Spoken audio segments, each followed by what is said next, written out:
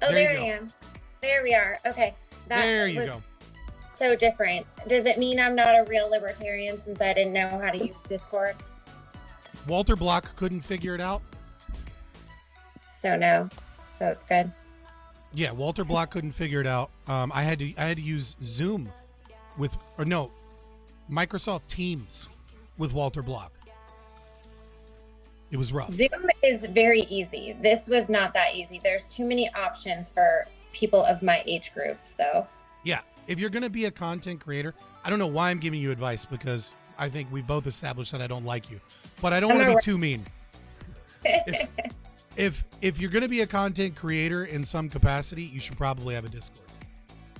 Yeah. You know, actually what's funny is that I had Discord for my libertarian, when I was the rep for my parish. And when I got a new phone and I didn't have that role anymore, I never transferred it over. So I had to make a whole new one today, but that was the only thing I've ever used it for. Yeah. I'm just saying, it's a good place to put your more passionate advocates or detractors in one space and separate them. Yeah. Nice. Well, good to know. Well, thank you for inviting me. Are we live already? Yeah. I'm a Twitch streamer, so I'm live. I was live at 7. Oh, good. My okay, time. Cool. All right. So, yeah, I mean, I guess, hold on. Let me cut this music down and switch music before we go wild. I hear the music at all. Yeah, no, I've got it a virtual audio cable, so I've got it set on 2 different audios. So fancy. I think we know that, your introduction into the liberty space, if you will, because you say, and I know that, I think for nobody that doesn't know, actually, how about you introduce yourself before I start going with why I don't like you and why I want to fix this problem that we have. Well, so I guess actually, rather than introducing myself, why don't you tell me what y'all see, why you're all rubbed so the wrong way? What is the introduction I've given you that's gotten y'all so confused? Okay, so what we see is a fairly new person in the liberty movement, right? You've been working in local libertarian places in your parish. For anybody that doesn't know, Louisiana doesn't have counties, they have parishes. Same fucking thing. With local party since COVID, right? One of the newer converts to libertarianism because of COVID restrictions, etc. You came in, right, on Twitter, and I noticed you probably earlier than most people noticed you in the liberty space when you were when you were trying to get LP National to recognize you and insinuating that LP National must have a problem with women or be misogynistic, and Mises must have a problem with women and moms if they don't give you the attention that you deserve, despite nobody knowing who you are. That was when I first noticed it. And then you grew rapidly because everybody knows it. Anybody that says anything about it or doesn't want to address the elephant in the room is stupid, right? You're a very conventionally attractive woman, and you use that attractiveness as a means to garner attention. But also, that's, the lines are a little bit more blurry when you're talking about gym and fitness and health individuals, because if you're not showing your body as a health person, then you lose some respect and ethos if you're not showing that you've worked hard to achieve a good body at some point. At the same time, it does lend people to the idea of simps or things like that. And of course, you've garnered a lot of attention because of that. Good and bad, right? It's a double-edged sword. Yeah. I don't care. I don't care that you wear yoga pants. It's always a double-edged sword. Yeah, I mean, you're gonna get hate. You're gonna get hate, but you're also gonna get a fuck ton of attention. Yeah. It's just how it works. Yeah. So, okay. I mean, I get and it. Then, and then I'll finish. Just cut the liberty lockdown kind of thing, right? Kind of all the things that he said that he didn't notice is later, you're garnering attention by attacking Mises, by siding with Sarwalk, by engaging in drama in spaces that you don't really know what you're talking about, and you don't know anything about libertarianism as a philosophy. You actively say anti-libertarian things, and you talk about all the things that the party needs to do as if you've been here for 20 years and like you Well, just came and you don't know what you're talking about. yeah, you're making there's so many, I wish we get to take this point by point. So, Please do. but but I'm saying, like, if I'll remember all the way back. Okay, so I will say, take notes. That's the best way to do it. Grab a pen and notepad. I have my computer out. You guys can listen to my hunt and peck type that I do. But yeah, so basically, one thing that I've noticed is that people do this a ton, and it's not good for growing a movement where you say you're relatively new. Well, I've been here for 2 years. I volunteered. I had 2 local roles for over a year. I helped to do the caucus for my parish, which they had not had, a parish executive committee in my parish for like a number of years. So I did all of that, volunteered, organized it, got people together. I was secretary, which is, I would say, not the funnest job, It's dedication to make yourself do all those notes, do all that stuff. Secretary, I was parish rep for over a year. I've just moved parishes now, so we'll have to see in my parish if there are enough libertarians and what to do here. But basically, I mean, I've been doing all the things, and I've been over on Instagram talking about liberty, spreading the message, talking about health freedom, connecting with moms, connecting with libertarians, connecting with conservatives too. They all like the message. And so my frustration comes from the fact that I see like a whole wider demographic of people, and I'm saying, we can bring these people over. They like the message. I did the work. I figured it out. Like it's the same people. They just, yellow, black, guns, edginess might not appeal to them. How can we handle this? And what I basically hear constantly is like, there's just no room in the libertarian movement for yoga pants, for, moms, for people who are new to have any ideas. And I think if we want to grow as a movement, you can't say like you have to wait 20 years to have an idea. We don't have 20 years. So let me go through that, right? So first and foremost, I'll meme a little bit about the Fed. I'll meme a little bit. Like, I don't know why. I don't think you're a Fed. What I think honestly you are is someone that is confused about vaccines and vaccine injuries, and you found a political group that seems to champion freedom and things like that. But you say I'm confused, that I practiced medicine for 6 years. I understand this. I did not understand. You never practiced medicine. Pause. Are you a nurse? No, I was not a nurse, and don't tell me what I did. I was a physician assistant, and I practiced medicine. I was a licensed provider. I worked in ICU for 6 years. So you were PA? Yes, I was a PA. You said you were a nurse before. I swore I've seen you tweet that you were a nurse. Maybe I'm misunderstanding. I apologize. It might have been Samantha, one of my friends, but look at my profile. People can look up my medical license if they want to, but lots of people have done it on Twitter just to yell at me. Okay. It's inactive. I don't practice anymore. Okay, so, right, fair enough. So you did practice under another physician's license, but nevertheless, you are practicing technically as a PA. So I was. Yeah. Well, yes, that's what I mean. Like NPs and PAs are practicing medicine. They're just doing it under their doctor's license, whereas nurses aren't really practicing medicine. I thought you were a nurse. I apologize. That being said, I still think you're completely and utterly confused about that. Nevertheless, I don't think you're a Fed, right? I think your motivation is vaccines. Well, I think some people think you're a Fed, just like I think some people have a problem with yoga pants, right? Like it is indeed a big tent with a lot of idiots underneath it. My issue is that you say, well, I've been doing libertarianism and talking about libertarianism for 2 years, but you don't have a firm grasp of what libertarianism is. You have no idea what it is. Yeah. And, so what? And I've been listen. I've been doing it for 2 years, right? Yeah. I've been a content creator going live talking about libertarianism, philosophy, theory for about 2 years, right? But you don't see me on Twitter saying, if LP doesn't give me the attention I deserve, you're proving that you don't like white neck beards. Why does the LP hate white neck beards? Why like is there a misandry problem within the LP? You don't see me doing that, right? And unlike you, I fucking know libertarianism. I know it like the back of my fucking hand, and you don't. You have no idea what it is. Well, okay. I see things in the way that I see them. So if there's a certain topic that you think I see wrong, let's talk about it. But I want everyone to know I don't need LP National to grow my platform. I have like 19,000 followers on Instagram. Twitter grew pretty fast for me. I never needed LP National. I've never wanted attention from them. What I've wanted is that's not true. You demanded.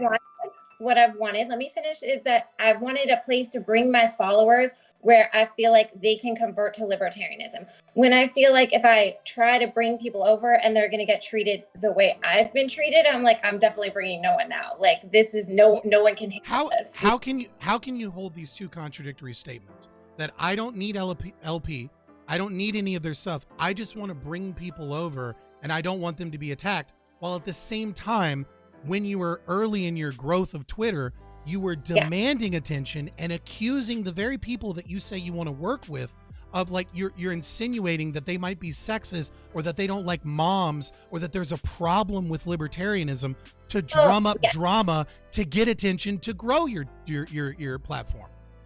No, so what you don't understand is that just because I face this on like a very wide, like from a wide demographic of people right now, like a whole bunch of people within the Libertarian Party, doesn't mean people weren't saying it right away before I ever made those tweets.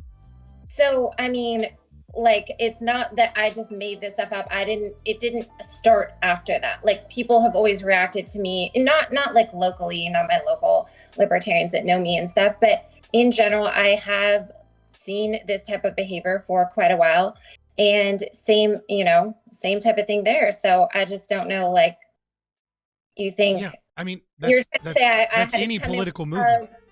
Yes, but it's hard because it's like you want to bring people over to actually like vote libertarian. But there's another issue too, which is it's not just the treatment, but also like if you're going to bring people over, we want us to win. We have to have a winning attitude, and I don't think that I've seen that either. Well, okay, so two things, right? Like if you're saying I called them out, but I didn't do it to get attention, I just did it to like elucidate a problem within libertarian spaces. If that is your claim, which I don't buy, but we'll take that claim, right?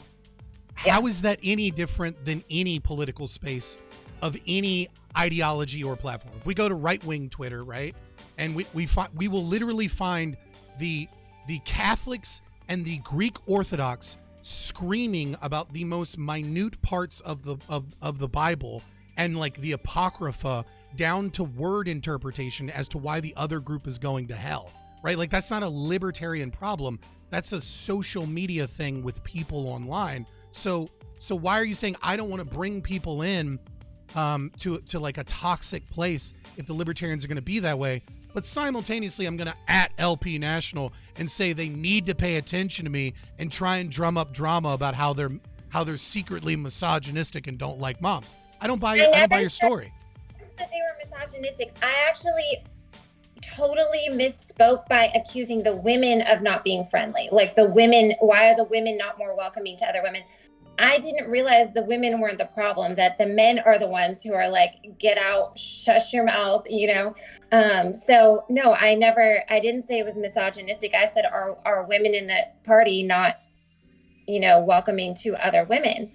That was what I said. And the thing is that I didn't need Twitter. I didn't get on Twitter because I needed it. I like Instagram. I'm very happy on Instagram. But I did get on Twitter, started talking libertarian stuff, wanted to, make connections and everything there. And I mean, I still do. I still believe in our party. But the other thing is that I also see the same type of thing happening to other people. They get dogpiled on if they say anything about libertarians. Libertarians are all blocking each other and everything. I'm like, there are issues, and I didn't make them up, and I'm not the first person that's experienced them either. So yeah, there are issues with toxic online spaces like Twitter, right? That's I don't know that has anything to do with libertarians. So Twitter is far more toxic than Instagram, I will say. What I noticed on Instagram, as far as like, I have a very libertarian message. I did get some libertarians that I connected with in the beginning, but then I noticed like a lot of libertarians, like maybe I'm too health freedom, maybe it's too, like pink and girly and stuff, but I didn't ever like get a lot of support. A lot of people from the libertarian space, I don't think, they continue to follow me or follow what I was doing or connect or anything like that. So on you have to Instagram. prove yourself, right? Like you Well, can't demand but- attention and relevance. No, and I've never done that. I've never done that. I've never done any of the like corny things people do, like follow back. I've never, like spammed people with my content or anything. All I've ever done is just start talking about stuff. Now on Instagram, I have a very different vibe. And so what I did notice is there, I ended up attracting a lot more like right-wing people, ton of conservatives. And then I'm like having to remind them, like, just so you know, you guys, like I'm actually a libertarian, so don't expect me to be like too conservative or anything. Or, same thing, like, of course, I'm going to talk about Trump because, his issues, or I might even say something good about Trump because he had tweeted about vaccines in the past. But, that's kind of the only issues that I've had there. And that's all with conservative people. I didn't have a lot of connections with. You keep saying, I'm a libertarian, I'm a libertarian, I'm a libertarian. Yeah. I'm trying to figure out why you believe you're a libertarian. I'm confused. Well, I don't know why you believe I'm not. That's what I don't understand. Like, okay. Why I'm not a libertarian. Okay, so do you know what libertarianism is, first and foremost? Yes. I mean, I don't, if you have a specific definition for absolutely anything in the world, I will not come up with the right specific definition. No, I'm just like in layman's terms, right? Like we don't need to be exactly specific. Like, what do you think libertarianism is? I mean, to me, basically, it's that we live our own lives with like free from as much meddling from outside forces like the government as possible. It's very just live and let live. Also, like if you want to do something that's kind of crazy that other people don't believe in, like taxes shouldn't fund to, save you from the consequences of your bad decisions. That would be like, you might have a more ideological standpoint, but from a political standpoint, that's how I see it. Yeah, so that is a libertine idea, right? But it's certainly not libertarianism, right? Libertarianism is a descriptive legal philosophy created by Murray Rothbard, cemented by Hans Hermann Hoppe in 1986 argumentation ethics, and built upon by other philosophers that describes a natural law philosophy of what is ethically unjustified, right? In layman's terms, we would say like following the non-aggression principle to its fullest extent. And you kind of you have like an idea of like a libertine idea of live and let live and limited government, which is an okay idea to have. I think it's plenty to be a libertarian and be a libertarian voter. And that's the other thing. There's like a lot of gatekeeping where it's like, you didn't read the specific book. Gatekeeping is good. You didn't say, no, it's not. Gatekeeping keeps the movement small. If all you want to do is hang out with your libertarian friends who know all that stuff and, do libertarian things together, then fine. But if we don't have people coming in who maybe didn't read every single book, that every other libertarian did, then we're really not going to be able to win any elections. And that is the point of the party. No. That's the point of the Libertarian Party, is to win elections. Yes, you are correct. Yeah. The Libertarian Party, which is not the same thing as being a libertarian, right? Well, and that's fine. But no, listen, real quick. I'll try and be succinct, right? When you say that we need a big tent and that we don't need to and we shouldn't be gatekeeping and we shouldn't keep the philosophy as an important part of it, but instead we just need to be limited government, it's okay. What you're talking about is the pragmatists. Right, you're talking about a libertarian party that failed over and over again and just became a bunch of leftist SJWs under Nicholas Sarwark's leadership. Right, the Mises Caucus came in with a paleo-libertarian strategy, as well as ANCAPs, as well as actual libertarians, right, together to try and change the party so that it was actually party of principles again. You're not describing any principles, because you don't even know what libertarian principles are. You just have like live and let live, smaller government. No, because I didn't list every single principle. Bring up something you want to talk about and we'll talk about it. But my point is that, okay, and if you're going to bring up the Mises Caucus and say what great stuff they've done, I too thought that they seemed great. I do. But what I see from their behavior is like a lot of blocking, a lot of gatekeeping, which you seem to like, but that's not going to grow the movement. And it's like literally they're kind of like tyrannical, and I don't know if you think that that's more libertarian than whatever they had in the past, but to me, I'm like, this isn't going to work. and also like it's not helping anything, and it makes you look very unlibertarian. It makes you look very tyrannical, very authoritarian, that no one So can what have they done speak that's tyrannical? Well, basically, like I said, they block pretty much everyone. You think I'm the only person that's been blocked by Mises Caucus or any of the chairs No, or tyranny. secretaries? What's Like, tyrannical? well, here's what you have to think about. Okay. So think about during like lockdowns and stuff. I mean, I don't know about the CDC like specifically, but here in Louisiana, we have Louisiana Department of Health. They just put out messaging. They want to, like vaccines with Santa, all this stuff. What do they do when people disagree with them? And many political figures I saw do this also. They start limiting comments. They don't want to hear from the public anymore. Okay. That's like an authoritarian move. You're like, I'm going to just do what I want. And you can't comment back. People can't say what they. I was going to bring up your position, or you are like, name a position where, where you have a disagreement with libertarian philosophy. I was going to talk about some of the pharma stuff, right? Where you're anti-libertarian. But we can go into the anti-libertarian here. We can showcase immediately how you don't understand libertarianism at all. Right? Well, I know what you're going to say, like it's freedom of association. But when you're a political party, that's not going to work, because what's going to happen is that once you get in power, you made the slanderous claim that Mises is tyrannical. I ask you to back up your attack, and you say, well, they block people.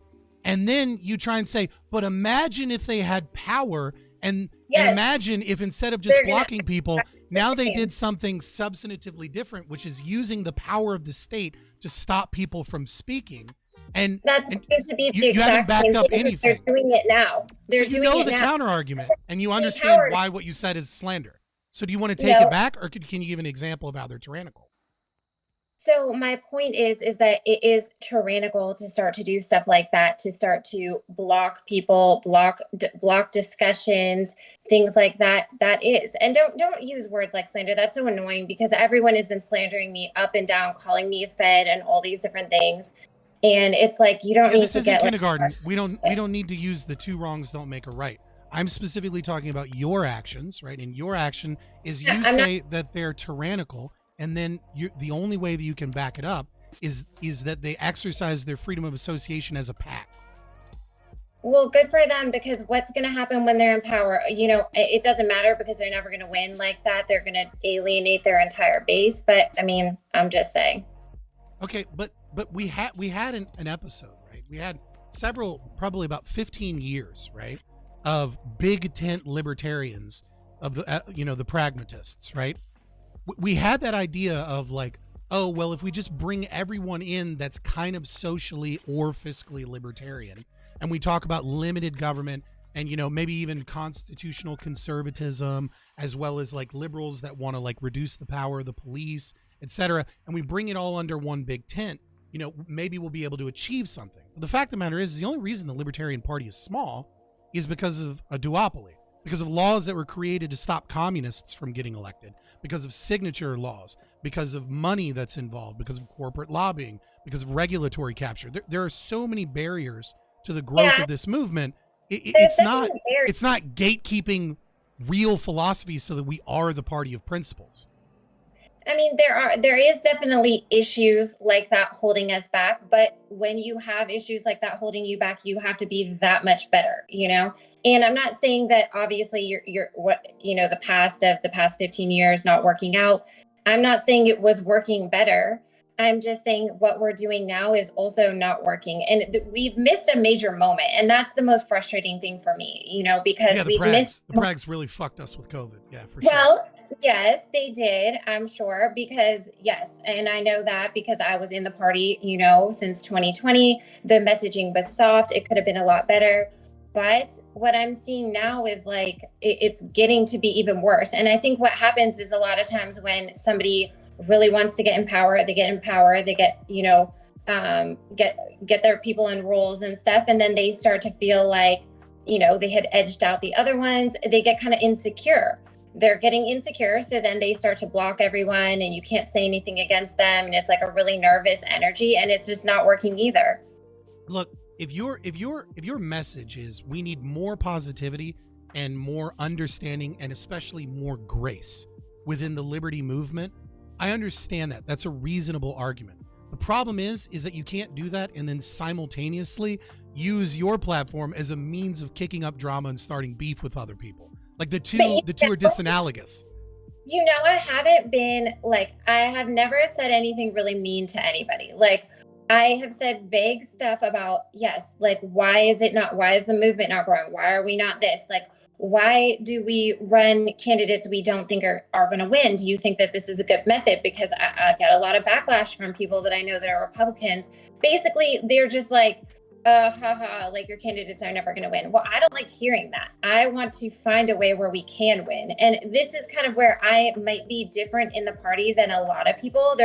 And obviously we need people like you who understand libertarianism very well and everything. But I look at everything from a marketing standpoint, and y'all can get mad, but obviously I kind of know a little bit about what I'm doing because I do grow social media fast. I do understand, hot button topics and things like that. And I feel like there are ways that we can maximize that better. And I'm not saying, obviously Libertarian Party in New Hampshire does really good with that, but also they appeal to a very specific demographic. And I'm not any shade to what they do. I think they've filled their state with a lot of people that they're appeals to. They can do some really, really great work. But I think as a whole, if we want to win like any major elections or major amount of voters, like we have to somehow have a little bit more of a professional. So a couple of things, right? Let me ask you a simple question, right? Because you say, well, obviously what I'm doing is working because I got a lot of eyes on me, right? Like I've grown social media quickly. Obviously the marketing campaign is working. That's true, right? You got a lot of eyes, you got a lot of hate, you got a lot of love, you got a lot of attention, right? You're here, you're in a space that like, a lot of people fought for a long time to get relevancy and attention in, and people are listening. The problem is what's better? A road that is moving perfectly fine and safe and everyone's doing the speed limit, or a car crash? Well, obviously a road where everyone's going smooth, but a car crash gets more attention. Like the idea that you have attention and that everyone's paying attention to you isn't necessarily a good thing if you're doing it with conflict and drama. Yeah, but you're just going off Twitter, and that's what Twitter is all about. That's not anything about how I grew Instagram or anything there. So I don't think, that's a fair analysis. Like every single social media platform is going to be different and react to different things, and it's going to come out in different ways. And that's just how social media works. But social media is a huge advantage for us. So and if why we is can, it rules for thee and not for me? Why is it that other people are toxic and they have problems and like, they're not giving you the clout you deserve, or because they don't like moms or something, or like Mises, like, is this one of your people, the serial killer? And like, and then, but at the same time, it's like, but at the same time, yeah, I know you retweeted somebody saying it, but and I have put up with so much. Like, and name one person. I have not blocked any of you. Like everyone has been so mean or funny or whatever to me, but I'm like, whatever, I can handle it. We're having a conversation here. This is what it is. We're going to figure out who everyone is. That's how I figure out who people are. Like you see their colors, you see how they act, and people might not like how I act, but I've also not been calling people names or doing anything like that. So, I mean, they can think what they like, I guess. If the Libertarian Party wants to hate me, they can hate me. But I really do come from a good place. I really do think that we can grow the party. I feel like the time is now. And the reason that I think that we actually can gain traction is that the two-party system, that we see it as the uniparty, that veil's starting to lift. People are starting to understand, Trump pushed the vaccine and Biden pushed the vaccine. And wait a minute, maybe it's because the same people pay both of them. There's enough people out there talking about lobbyist money and things like that I really feel like the only way for anything to change, for us to not be like under the thumb of lobbyists, is literally to pivot to a new party. And if we can make enough people see that, there's no like getting away from the money that's entrenched in the Republican Party and the Democratic Party, then they might actually think like, you know what, I finally realized that I'm going to get the same result if I vote for the red or I vote for the blue. I'm going to do something different. And people can say like, there might be just like voter fraud and whatever, but I still think we can get a big enough piece of the pie to matter. And to be honest, like you only need 30% if you want to win something and there's three parties actually competing with each other. So here's the thing. The party is meant to be a vanguard to a philosophical revolution. You do not change anything by the party absorbing people that don't have any libertarian principles. Like, getting people to vote LP is cool, but if the candidates don't actually support libertarian philosophy, then what have you achieved? You just switched who Purdue and FISA write their checks to, right? Like, Exactly. And I totally agree with you. And that's why we need to focus on just very, very quality candidates that we feel can win that are going to showcase things the correct way. But no, like, that's not where the party is. Like, that's a fantasy. Like, sure, could we have a know nothing party? And I don't mean know nothing as in like knowing nothing. I mean the know nothing party that preceded the Republican Party in American history, right? Could we have that party? Sure. Right. Like, but is it possible, right? Just as, Martin Van Buren created the Democrats, right? And just as the Republican Party was created, for an entirely different thing. I don't know. The only thing that preceded those were civil wars around massive philosophical issues and massive demographic changes and isolation of new people in new areas. The idea that we're going to just get people big tent to a new party instantaneously, despite all of the legal barriers, and I don't mean legal from natural law perspective, but status barriers that have been created, is essentially an impossibility unless you actually convert people to the philosophy. Yeah, I mean, and of course you have to convert people to the philosophy, but what happens if you think about owning a business or something like that from a marketing standpoint? People need a pain point, and they've had one for 2 years. Now, unfortunately, it's starting to wear off. But the inflation coming, prices going up, they have they might have a new pain point, that the war going on right now, all the money printing, or now maybe money destruction or whatever they're going to do. I think people really, there are things that you can press on that might get people to vote third party. And I understand history is important, but I think it's also important to think like the future and the climate of the world that we live in today is so different. Like, that's why even, the whole system that we have is so different. Like, the way it operates now is so different than anything like the founders could have imagined, because they didn't have social media. The founders were the problem, right? I mean, well, the founders designed something so different because they didn't have like the means to connect with other people. Sorry, I was going to do that every 15 minutes, the way that we do now. So you think about it, you lived in, a town or like a county or whatever. You had to send a representative, like literally to Washington to represent you, or letters back and forth, stuff like that. They didn't have the type of social media interaction or even telephone interaction we do now. And that's really changed how things, operate. What are you talking about? Also, I'm saying that we don't live in the world that you're talking about. The past, you're talking about civil wars and the past. And I'm saying we have to remember, we don't live in the world that the founders designed or that those political parties emerged from. We live in a new world where we have connectivity and we can change things a lot faster. Everything happens a lot faster. So your argument is we can have I'm not arguing. I'm just chatting with you. Well, no, I don't want to debate. No. An argument is simply a statement that you claim to be true with supporting evidence, right? Like, an argument occurs in any form of conversation. Argumentation is two individuals having a conversation for a pursuit of truth or attempting to convince the other person of the truth. So your argument is Mm-hmm. Okay. I don't know why you don't like the idea argument. I don't want because that's what it is. Arguing. Oh my God. Even if you're Hun, different argument. Couples that argue stay together. Couples that fight, right, don't. Right? Argumentation is good. Argumentation is a search for truth, is a search for meaning, or at least an attempt to convince the other person. No, I know. I'll use proposition. Your proposition. Okay, thank you. Chad said proposition's a better word. I'll use proposition. Okay? Your proposition is that we have a unique capacity to be able to fight all of the additional barriers that are here than were in the past, and create and balloon a new party very quickly into overtaking the duopoly or the monoparty or however you want to describe it, because of social media and the ability to influence.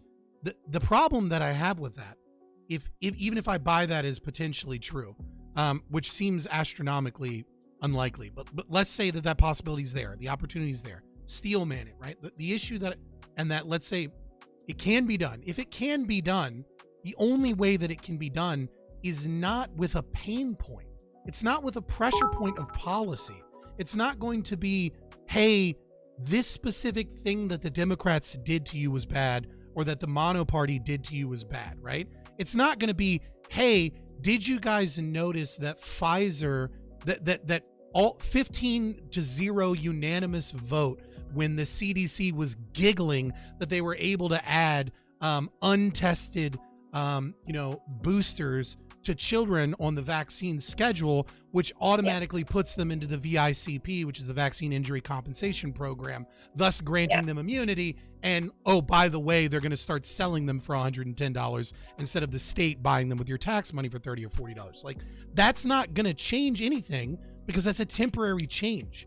And all that's going to happen is that one political party is going to use that as a wedge issue to say why you should support our political party. The only thing that changes is a worldview change, a philosophical change. Yeah. But that's my point, is that part of that worldview philosophical change can have to do with just looking at the lobbying money. If we can get people to understand the issue that lobbying money creates and why going from the red one to the blue one isn't going to change the fact that the CDC is going to put that on the schedule and you're never going to have liability, then I think that we can get more people to understand like what our party's actually doing, because that's something that they can understand in their everyday life. They haven't all read all the books that y'all have, and they don't think about every single thing about, borders and just every single thing about getting rid of the Fed and taxation and even war might be hard for people to grasp. But I think that they can understand that they're literally being bought and sold like commodities right now between the political parties and big business and crony capitalism. And I think that that is something that people can understand, where they might say, I'm done with this. Yeah. The problem is that lobbying isn't an issue for libertarianism, right? What the issue is regulatory capture. The issue is lobbying going to state politicians in the form of donations. Like, lobbying's not bad. That's pro-libertarian. Well, you can say that, but what I'm saying is that we're the only party that isn't funded by a bunch of lobbyists and everything, because they don't want to give us any money because they don't see us as winning. And that's actually can be seen as an attribute. So that's populism. That's not libertarianism. That's Bernie Sanders saying, my average campaign donation is $23. Libertarians don't give a fuck if companies use their speech in terms of money to purchase ads for ideas that they believe in. But I'm not saying that it's a libertarian ideal or anything. Not everything has to be libertarian, not libertarian. This is just the way it is. The way it is that my claim is that you're not a libertarian, and you're saying, well, not everything has to be libertarian. Ta-da! No. Okay, so you want them to give lobbying money. Does that not seem like a problem to you? To me, that seems like big business putting its hand into, government. And to me, that doesn't really seem like in the best interest of the people.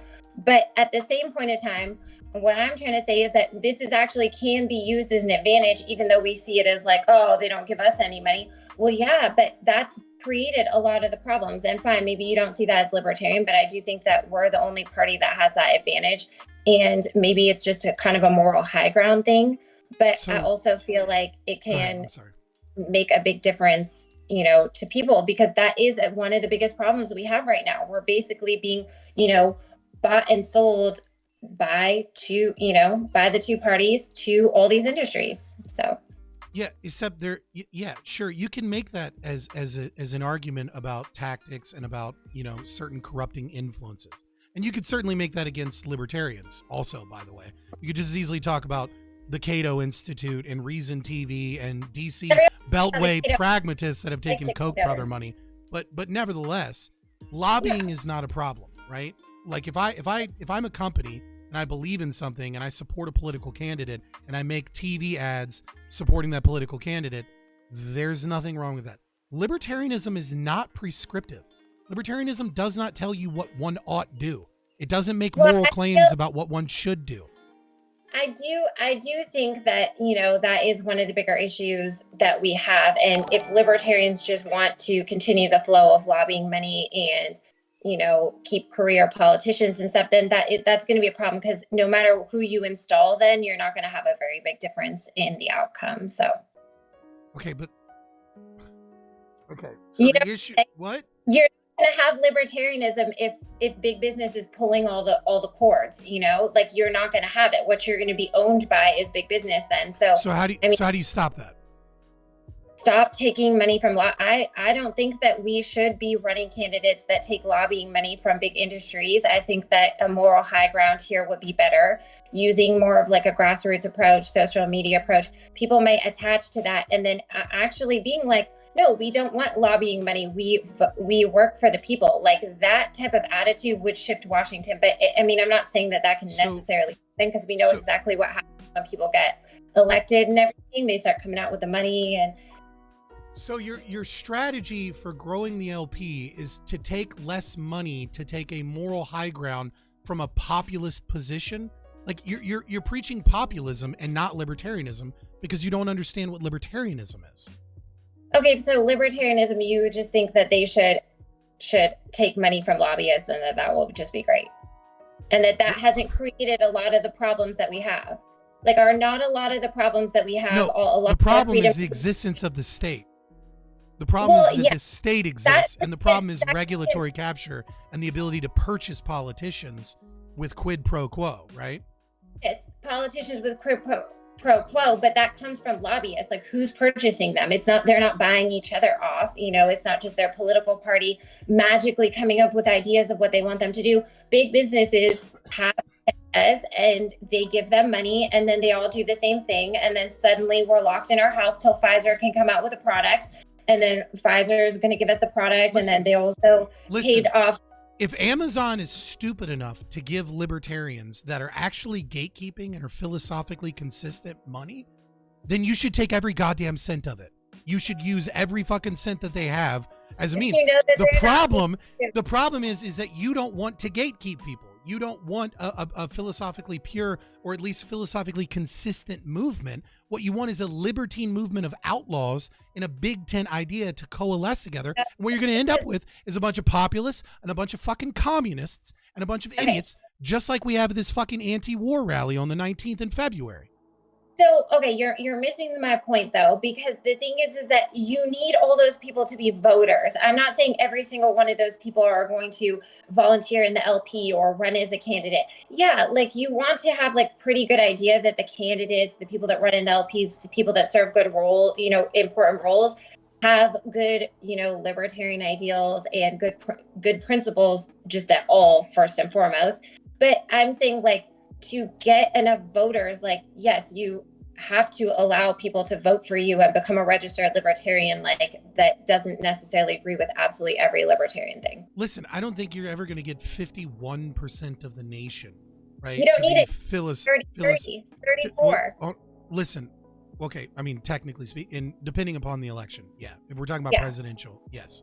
We don't need, technically, you just need, technically, all you need is for no one to get 50% and then somehow win all of the delegates. But, one might be able to achieve that with a certain level of lobbying, but I don't know if it's the way either of us per se want to win the presidency. But nevertheless, right? I don't think you're going to get 100% or even half of the country to be philosophically libertarian in any short period of time. I agree with that. I agree that you're going to need people to vote for us that aren't necessarily 100% on board with our party platform, right? I don't think there's any Republican that's 100% on board with the Republican Party platform. But let's look at the Republican Party platform for a second, and let's talk about the problems that I'm discussing. When you look at the Republican Party platform, what you'll notice is for the last 20 years, audit the Federal Reserve has been on the GOP's national platform, the RNC, the Republican National Committee's national platform. They've had control of all three branches of government several times, and it has been a are you there, or did you DC? God damn it. Is stream good? Stream looks like it's good on my end. Doesn't look like it's crashing or anything. Can you guys hear me? Stream's fine. Okay, so it's just her, or it's Discord getting wonky. All right, well, we'll wait. We'll see what happens. Wonder how long it takes her to realize that she needs to DC or something. She said something was happening every 15 minutes.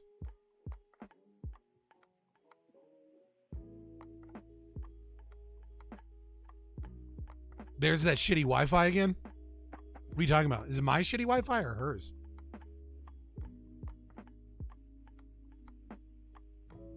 Let's see if she DMs me soon.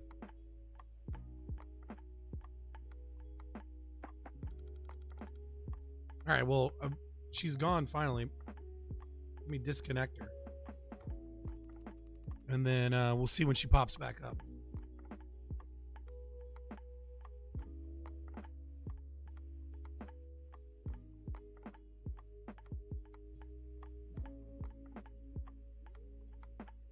She left to go play Hogwarts? Yo, that's what I'm doing after stream. Hogwarts is dope as fuck. I don't give a fuck what any of you say. The game is fun.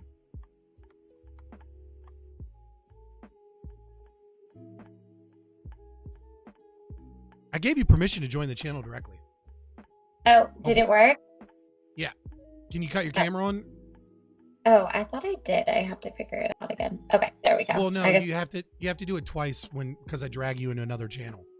Oh, gotcha. The default is to make sure your camera's not on so people don't accidentally join a channel and, like, I don't know, they have their dick out like tubing or something, you know?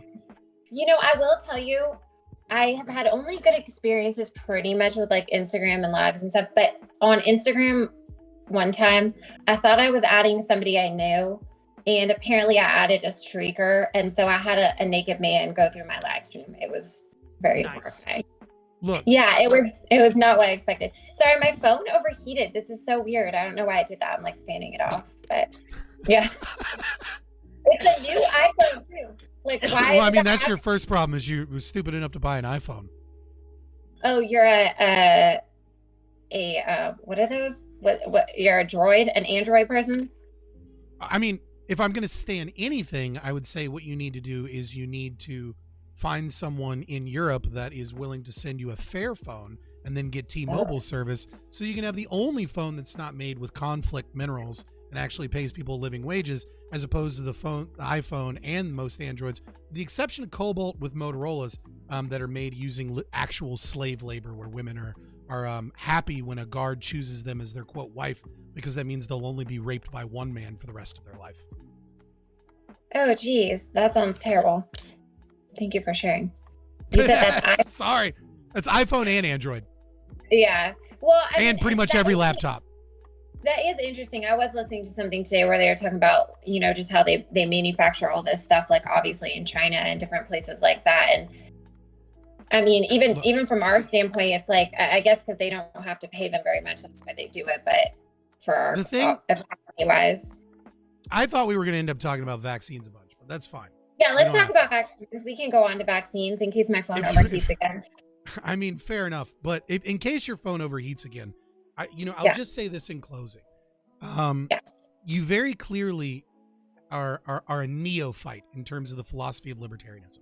And I don't know if it's intentionally or accidentally, but you say a lot of things that are anti-libertarian, that go against libertarian philosophy. What else have I said? Well, I'll give you an example. About the lobbying stuff. I'll give you another example, right? So you believe, and this will transition into the vaccines, right? And this is the thing, is that if you're going to be a neophyte, right? Yeah. Maybe you shouldn't be calling out everyone and demanding attention, and instead talking to people and learning about libertarianism so that you can actually spread libertarianism. I do that all the time. I have a lot of good discussion threads where people teach me all kind of things I didn't know. And that's fine. Yes, but if you don't know, then don't make bold claims about how everyone else is wrong and at the same time be trashing all the fucking liberty movement people.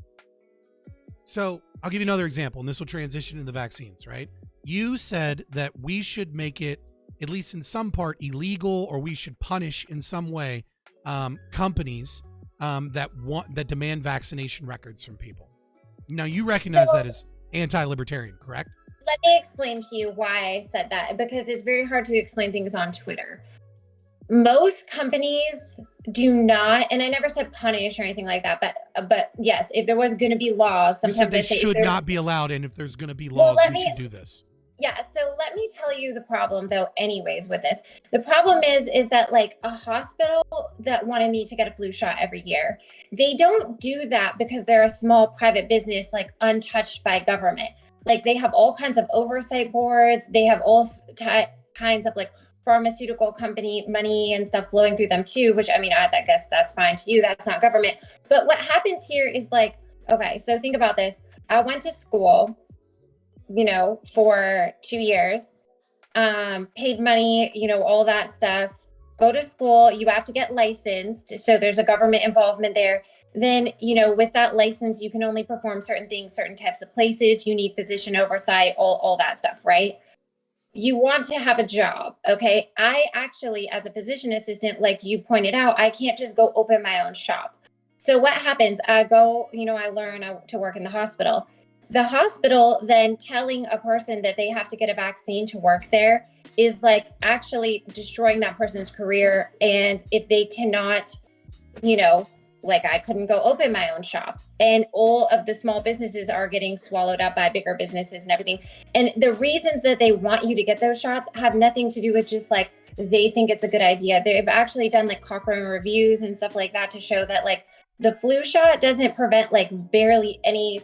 It like, I think you have to give 100 flu shots to even dream that you might have prevented like one death in someone, you know, throughout, like that was somehow touched. So you don't believe your tweet? No, I'm telling you is that when I tweet, it's so short, it's hard for me to explain to you. So the thing is that those businesses are, they have outside thread, right? They get, hold on, you can bring it up, it's fine. They get reimbursement and things from like these, like they get reimbursement for having like a certain number of people have flu shots. Like this has been ongoing. Also, same thing with like all the businesses and stuff. Do you think that they just all went, we should recommend everyone has to get the COVID shot? No, what happens? Government was starting to tell businesses that they should tell people to get the COVID shot. Like that is what happens. And so it really has nothing to do with like, yeah, I don't think that businesses should be able to do that at all. And I say that boldly because I do believe that they should never be able to tell you to put something in your body that you don't want just to work there. What if they told me that they thought I should have to take birth control because they didn't want to risk me getting pregnant while I'm working at their job because they want me to honor my contract or something? Like, imagine where the line blurs. Like putting something in your body, to me, that's like violates the non-aggression principle. You're asking someone to put something in their body to work at a job, and all these jobs, they end up having the same rules when they're part of an industry. So it's hard to escape those things. But my bigger point is that they don't just dream this up on their own. Like a bakery is not just thinking like, I think it would be a great idea for everyone that works here to get a COVID shot, and I'm just going to tell them that they have to or they have to quit. That's not what happens. There's outside pressures, you know, there's outside influences that have nothing to do with like what that business like really wants, you know? Okay. So first of all, that's a perfectly fine argument to put in a tweet thread. Okay. Let me go. Here's your tweet. Here's your tweet next time when you want to say something that isn't actively anti-libertarian, right? Because what you tweeted was actively anti-libertarian. No one should ever tell you you have to put something in your body to work a job, go to a school. Is that what I said? Because I say that all the time. No, I mean, should is within the domain of what. When you start talking about moral oughts, right? Like if that's a personal opinion, that's perfectly fine because libertarianism is not prescriptive. Yeah. But if you believe that, like, listen, here's the tweet. Tell me here's what the tweet for it, right? Still stand by. No. Here's the tweet. You should tweet. Okay. Here's the tweet. The private healthcare industry is anything but private. It is full of government licensing, government grants, funding, certificate of need boards, etc. when a private healthcare industry, when the private, in air quotes, healthcare industry tells you need to get vaxxed, understand that's the government telling you need to get vaxxed. There you go. There's your tweet. That's libertarian. And that's so much more eloquent. But what did I say? Because I probably said, and then I probably went on to say, if we are going to have laws, because we're not anarchists, they ought to protect the individual. And so if a law protecting an individual from having a product forced into their body, I still think that that's, libertarian by my definition. But I mean, I would still say real libertarianism is anarchist, but that's a whole nother conversation. Well, and I mean, I agree with that, but then we have to accept some laws because we're not really anarchists. So when I say if there's going to be certain laws, like this one might as well be one. Libertarianism as a philosophy is anarchist. Yeah, but as a political party, we accept as the LP is again a vanguard party to switch the philosophy and capture the state as a means of reducing the power and scope of the state. But the philosophy of libertarianism is and always will be anarchist. Yeah. Okay. I mean, I agree with that, but you know what I'm saying. Right. We also there are still going to be some laws. So if there are going to be laws and there's a whole bunch of laws protecting businesses right now, we might as well have some laws to protect individuals. Right. But those laws would be voluntary, right? Under libertarian philosophy, those would be covenant communities and things like that. That's very different. But I don't want to get into that because honestly, that's a much more theory nerd perspective that I just don't think you're ready for. I mean, it's just not, I understand because people talk about that stuff all the time, but I say this all the time. I'm practical and I'm a realist, and we have to accept the fact that this is not going to be a pure libertarian thing here. We are going to have some laws. We are going to, still have some government, so we might as well get things that protect people. That's how I see it. Right. Unless, of course, that thing that protects people grows the size and scope of the state in any way, shape, or form, or is an aggressive act. This is the problem of not being founded and principled on libertarian ideals. So, for example, if we were to make a law that made it illegal for companies to demand vaccination records, that would be anti-libertarian. That would be against the non-aggression principle.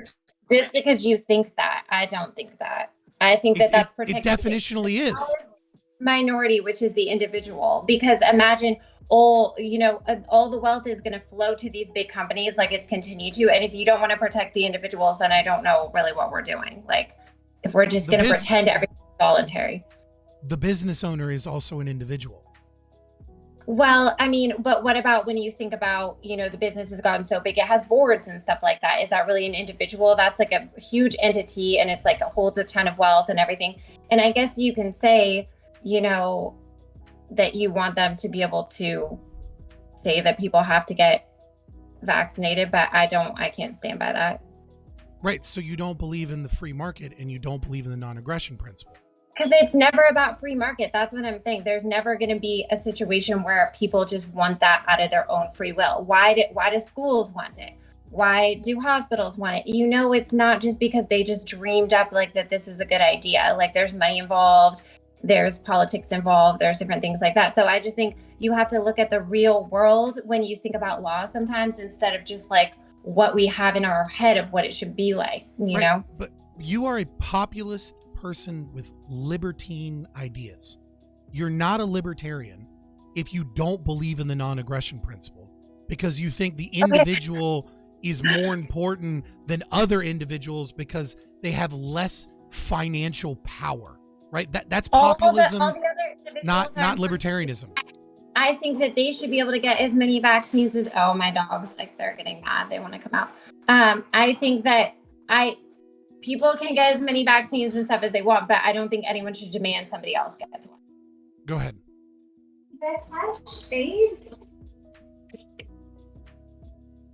Sorry, my poor puppies. So okay, so and then. I mean, other than that, it's you recognize that it's a violation of the non-aggression principle to force business owners to not be able to have freedom of association, right? Okay, so you think that that's freedom of association to say everyone that what if I say everyone that works in my business has to cut their arm off and I happen to own everything?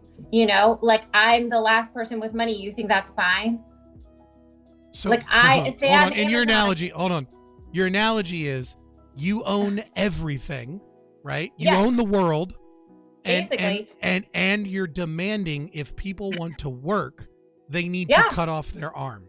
Okay. Yes, that's what it's like. That's what it's like. Just think about, I'm a huge business. All the money's flowed to me. I'm Amazon. And I'm like, you know what? Like, one arm's only. Okay. Right. You think so that's Coconut Island. That's fine. So Coconut Island. All right.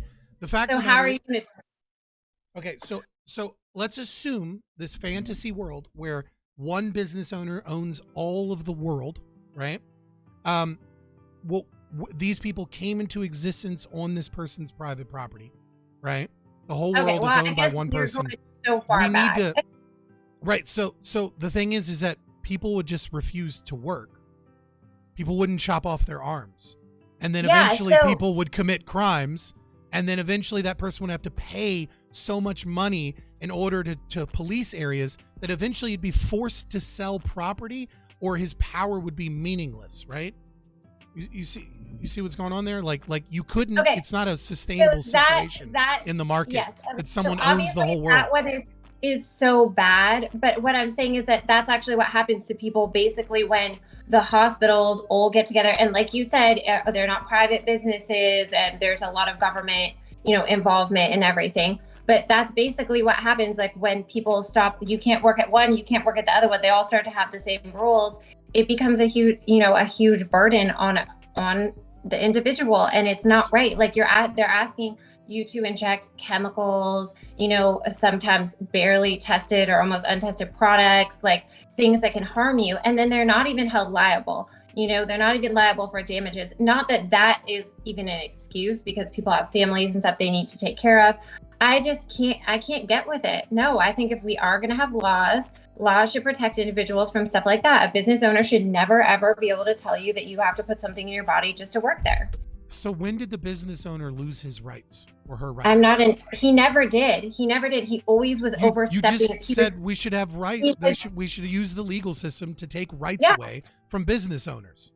The business owner is trying to do something that is aggressive to another human being to get them to work there. Like, I think that asking somebody to put a product in their body just to work there is, like, to me, that is violating their human rights. Do you think it's wrong to for a business owner to pay someone under minimum wage for a job? I mean, I don't care about minimum wage. Minimum wage doesn't matter to me. Okay, but if a business it's not the same. It's not the same, because my thing why is it not the same? Because you leave minimum wage and you don't have minimum wage anymore. You leave after you get vaccine injured and you're still vaccine injured. How did that change the life of the business owner? It didn't. And so when they put pressure on people like that, and a bunch of, like, look at Seattle or certain areas where they all start to require things like that, people are being injured in the process, and the business owners aren't liable. Okay, so what happens if someone gets polio? Because a business owner said you can't have a vaccine. Like, if you want to work here, you can't be vaxxed. You can have a vaccine. You can have a vaccine. I'm not saying they should tell you can't. I'm saying they can't tell you that you have to. Right. So, but can they tell you that you can have one? Can a business owner say, I only hire people that are unjabbed? I don't think so. No, I think that's wrong. I'm just seeing where you're at. Right. So you think there's a substantive difference between wages and between what an individual chooses to do with their body because of the permanent state of potential vaccine injuries. Exactly. That's the reason why I see that it is totally different, because if you can be injured by something and have lifelong consequences, you could get the vaccine, show up to work the next day 20 minutes late because there was traffic, get fired, go home, find out you have myocarditis. That is so fucked. But it's possible in that situation. So should concrete companies be banned in the United States of America? Should it be illegal to pour, polish, grind, and set concrete? Why? What's your reason? Well, I mean, as part of the voluntary transaction of working for them, you're doing permanent damage to your lungs, likely to get mesothelioma, silicosis, things like that. Should it be illegal for companies to require that someone, I don't know, have experience in concrete to work at the concrete company? Well, no, because there's always job risk. So job risk would have to do with what your job is, but getting a vaccine is not part of the job risk. That's an outside requirement, and I don't think that they should be able to How add. How is it not part of the job risk? What if I was hiring someone to be a daycare person? Change, yeah. So you shouldn't have to get a vaccine to be a daycare person. That's so crazy. Animals should not have to get vaccines. I don't believe in giving animals vaccines either. Like unless you want to. If you want to, that's fine. But I don't think that. What if I was a daycare worker, right, that specifically worked with children that were immunocompromised? Could I, as a company, then say you need to be vaccinated to work with immunocompromised children that can't get vaccinated and have like low white blood cell count? No, I don't think so. They should give you PPE or something then. No, I'm serious. I'm serious. You think that the hospital, I worked in the hospital, you think that they should be able to tell me you have to get all these vaccines to work with these immunocompromised patients? No. Well, I have to I'm not saying they should or shouldn't. I'm saying the business owner has a right to voluntary association. And when they hire an employee, they have the right to say, hey, we have a bunch of immunocompromised kids. If you want to work here, you need to take vaccines. You're assuming how well vaccines work anyways, but that's beside the point. My point is, I'm assuming the freedom of, even if the vaccines didn't work, it wouldn't matter. The business owner has the right to freedom of association. You were actively against it. You were actively preaching against libertarianism. Well, I can't help you there because I believe that bodily autonomy, which is a principle of libertarianism, comes first and foremost to me over a business owner's right to association. In the hierarchy, I think that that's lower. Yeah, I'm not because Chad, I'm not bringing those up. You can get pumped full of vaccines, show up 20 minutes late because there was traffic the next day, get fired, go home, have myocarditis. I mean, that is a very real possibility. You know, you could get SADS or whatever. Bodily autonomy, right? Yeah. Does not apply to whether or not someone chooses to engage in contracts on the transfer of title of property and commodities with another person. Yes, you don't believe in libertarianism. You have libertine ideas. If that's how you want to frame it, but I also don't believe that we are going to have. You're literally against freedom of association and private property rights. Let's go on and talk about another one you're going to hate, and that's borders. I don't really believe in open borders either, and I don't think that that's sustainable or something that makes any sense. So do you want to beat me up on that? We have to go? No, you probably just don't understand the libertarian argument because most libertarians don't even fucking understand it. Well, they talk about private property, but I'm like, if I was on the border, you would instantly lose my line, you know, because I don't have any weapons and like a tank or you know, I'm just like one woman. So I don't think that, you know, so then the enemies encroach first. Let me explain to you, let me explain to you the actual libertarian argumentation for borders, and maybe you can understand it better from that perspective, because I think you're getting confused by a lot of people that don't understand. I promise you I can make this simple for you, right? Gotcha. You don't necessarily believe in private property rights and freedom of association as per other one, but we're going to pivot to the border conversation, right? So pivoting to the border conversation. We've already decided I'm not a real libertarian, so let's figure out how bad it is. Thank you. It's so hold on. Fucking clipping that shit. Fucking all right, listen. So the problem with borders, right, is that neither the open border situation nor the closed border situation is a private border situation. Now, you were confused earlier because you were talking about libertarianism isn't anarchist. Not true. Libertarianism is anarchist. We do not believe in... The libertarian party is not, but yes. Okay, gotcha. We're talking about the foundational principles, right? We can do a big... Oh my God. This seems like an elaborate ploy to get your dogs on camera. And I won't let you try and trick my audience by putting cute dogs on camera because you keep dropping your phone. I am going to get this puppy. Hold on. Okay, finish your thought, though, because you're going to love her. So cute. No, I'm going to wait till you're back. Okay, fine. So, the libertarian position on borders is that neither open borders nor closed borders are private borders. The existence of the state and the existence of public property is, in itself, the state holding in trust what it stole from you. It stole from you property, it stole money from you, and it created what it calls public property, which is a lie that is really like the state attempting to recreate common property. Okay?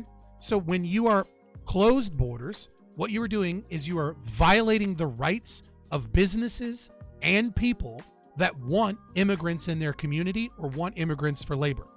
When you are open borders, you are violating the rights of people in your community that don't want to associate with immigrants and don't want additional tax money stolen so that these immigrants can get welfare if they have kids, right? And they utilize them through welfare, or that their kids use public schools, or that they use public facilities, etc. Because we do not have private borders, neither of them really is libertarian. Neither open borders nor closed borders is. Now, open borders is the one with less aggression because it reduces additional means of the state restricting freedom of association.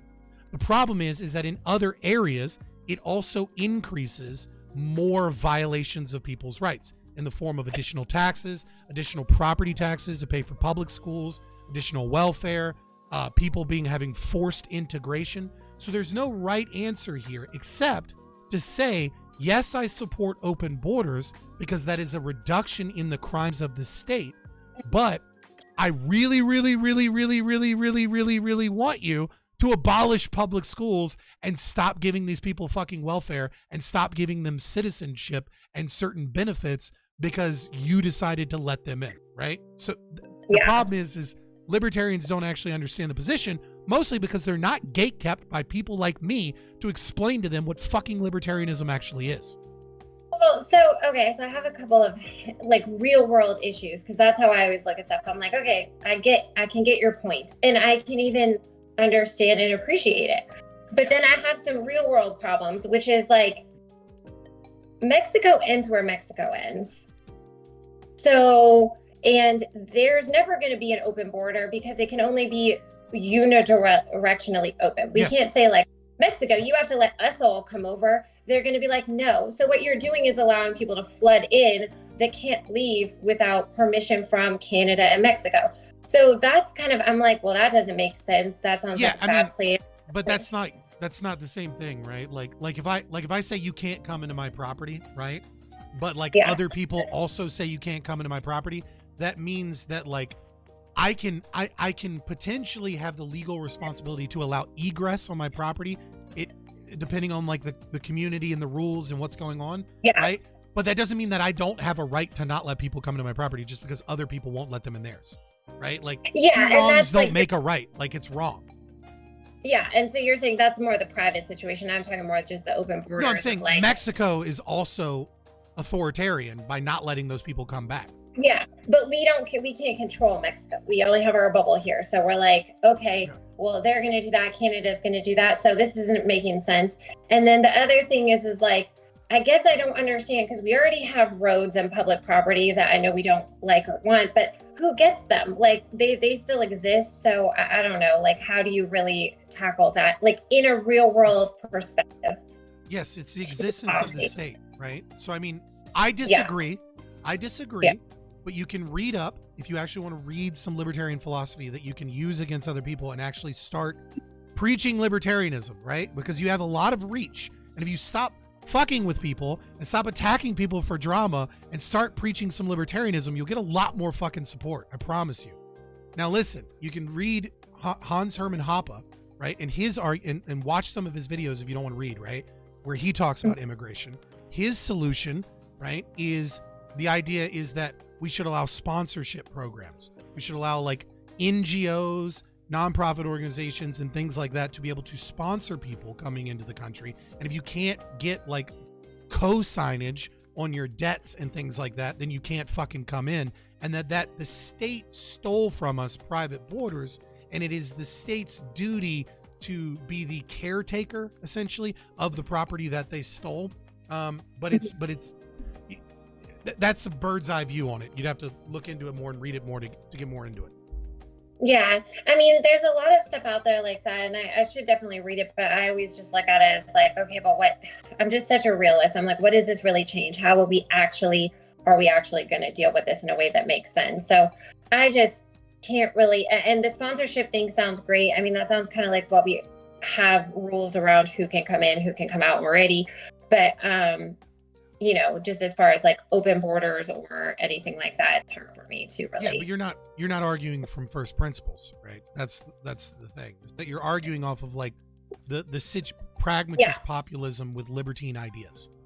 Yes, exactly. I guess I am, because I am saying this is how it is, and what can we do to make it as libertarian as possible without it being like, I even get bothered when people are like, just end the Fed or stuff like that. I'm like, and I'm not saying like we don't want to, but I'm like, that's also, you can say, they say all those same things.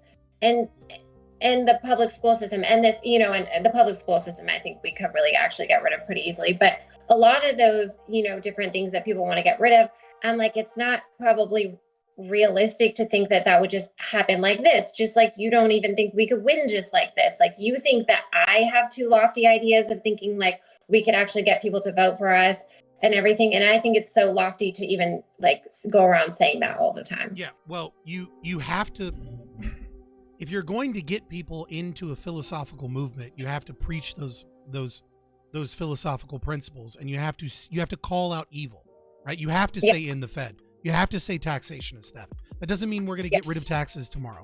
And the idea is like, well, if we tone down some of that rhetoric, we can maybe get a more agreeable candidate. That is a huge problem. You have to do both. You have to do both. You have to get somebody like, oh my God, why can I not think of his fucking name now? The senator that turned libertarian. Oh my God. Justin Amash. Yes, Justin Amash. You need people like Justin Amash, right? Who are not really libertarians. They're paleo libs, right? Yeah. At the same time, you need people screaming into the Fed, taxation is theft, because the only way this works is if people's philosophy changes and they understand core principles. No revolution in all of human history has been fought with Big Tent ideas, right? The French Revolution was not Big Tent ideas. Okay, the Communist Revolution in 1917 was not Big Tent ideas. None of them are like that, right? Like, and if it is, they usually killed those people as soon as they got into power that didn't fucking represent their ideas. That's why I feel like, okay, I won't. Is that what you think Mises Caucus is going to do to you? They're going after your fucking yoga pants? Not killing, but they just. Well, you slandered them in saying that they were tyrannical, and yet you still can't prove that. Not just me. I'm not the only one. If it was just me, fine. But they blocked tons of people. And then even this weekend, there was like a whole block party going on with, you know, all the people criticizing the anti-war. But anyway, let's bring it down. Let's bring it down. Try and understand it from a libertarian perspective, from people that have been in the liberty movement for 20 years, right? Try and just think about it for a second, okay? Understand that federal agents, right? I'm not calling you Fed. Just let me get through the analogy. All right. Federal agents have been infiltrating movements to ruin those movements for decades, for a century. Okay. Yeah, they do it all the time. We know for January 6th, for example, we know that there's likely at least 13 FBI agents and or informants that were embedded with the oath keepers, or the 3%ers. Sorry, alone. But that's where people need discernment. Like, was going to January 6th a good idea? Like, people need to really think about stuff like that. I'm just using it as an example of showing that obviously feds infiltrate things. We see this with you know certain mass shooters on Discord and things like that. I'm not going to get into that because I'm on Twitch, right? But understand that exists, right? Yeah. In comes someone, okay, who's very attractive, conventionally attractive, right? Who says they're a libertarian, but who says things that without using the language of liberty, without using the language of using some key words, but not concepts. Yeah, because I'm a health freedom demands attention, right? Demands attention, starts drama, and then I find them. And what I find their two biggest platforms are, when I first find them, the first things I find from them are flat earther theory and anti-vax all the way, not fucking anti-mRNA therapy. right? Yeah, I am not a flat Wouldn't you earther. think that person's a fucking fed? I'm 50-50 flat earth. What? Wouldn't you think that person's a fed, though? Is that not the No. most obvious conclusion? Okay, so first of all, people can easily look up and see I'm actually volunteer with the Libertarian Party. You can look up my medical license. You can look up anything about me. Like, it's so silly to say, like, what? Like, how deep fake would I have to be? They're like... I'm not saying you're a deep fake. I'm saying people get... Why I'm not saying you're a fed. I'm saying it's a perfectly logical conclusion because you're cancerous. But Clint is like slandering me, saying like I'm a fed and I'm an infiltrator, and I'm like, you can easily know that that's not true, and that's just ridiculous. Like, well, so I don't. You are two things. You are an infiltrator, and you are subversive to the ideology. I have been. Will you agree to that? For years. I'm not an infiltrator, and I'm also just a vigilante person. I don't bring like it's not like I brought a bunch of people to fight with you guys or try to take everything over. I am just a disgruntled libertarian. Registered libertarian, whether or not you think I'm libertarian ideals enough, I am a registered libertarian and I'm disgruntled. Like, and I think that that is something that happens to a lot of us at some point. So people should be able to understand where I'm coming from. I think a lot of people do. I think a lot of people gave you a lot of grace, right? I'm far more of a gatekeeper than a lot of other people have been to you. That being said, you are subversive, correct? Can we agree on this? Can we agree that you are subversive to libertarian philosophy? Well, no, I don't think, I mean, if you're thinking about the philosophy of the party and the platforms and stuff, I don't think I go against them. But if you're going to say like the classical version and the philosophical undertones and stuff, and you don't like the way that I look at things, fine. It's not about whether or not I like the way you look at things. When you advocate against bodily autonomy, and use the language of bodily autonomy. You advocate against private property rights, and you advocate directly against freedom of association. Bodily autonomy. That's subversive. I put it in a different hierarchy than you do. You put freedom of association first. I put bodily autonomy first. No, negative. Yeah. Bodily autonomy is the foundation by which private property rights and freedom of association are built upon.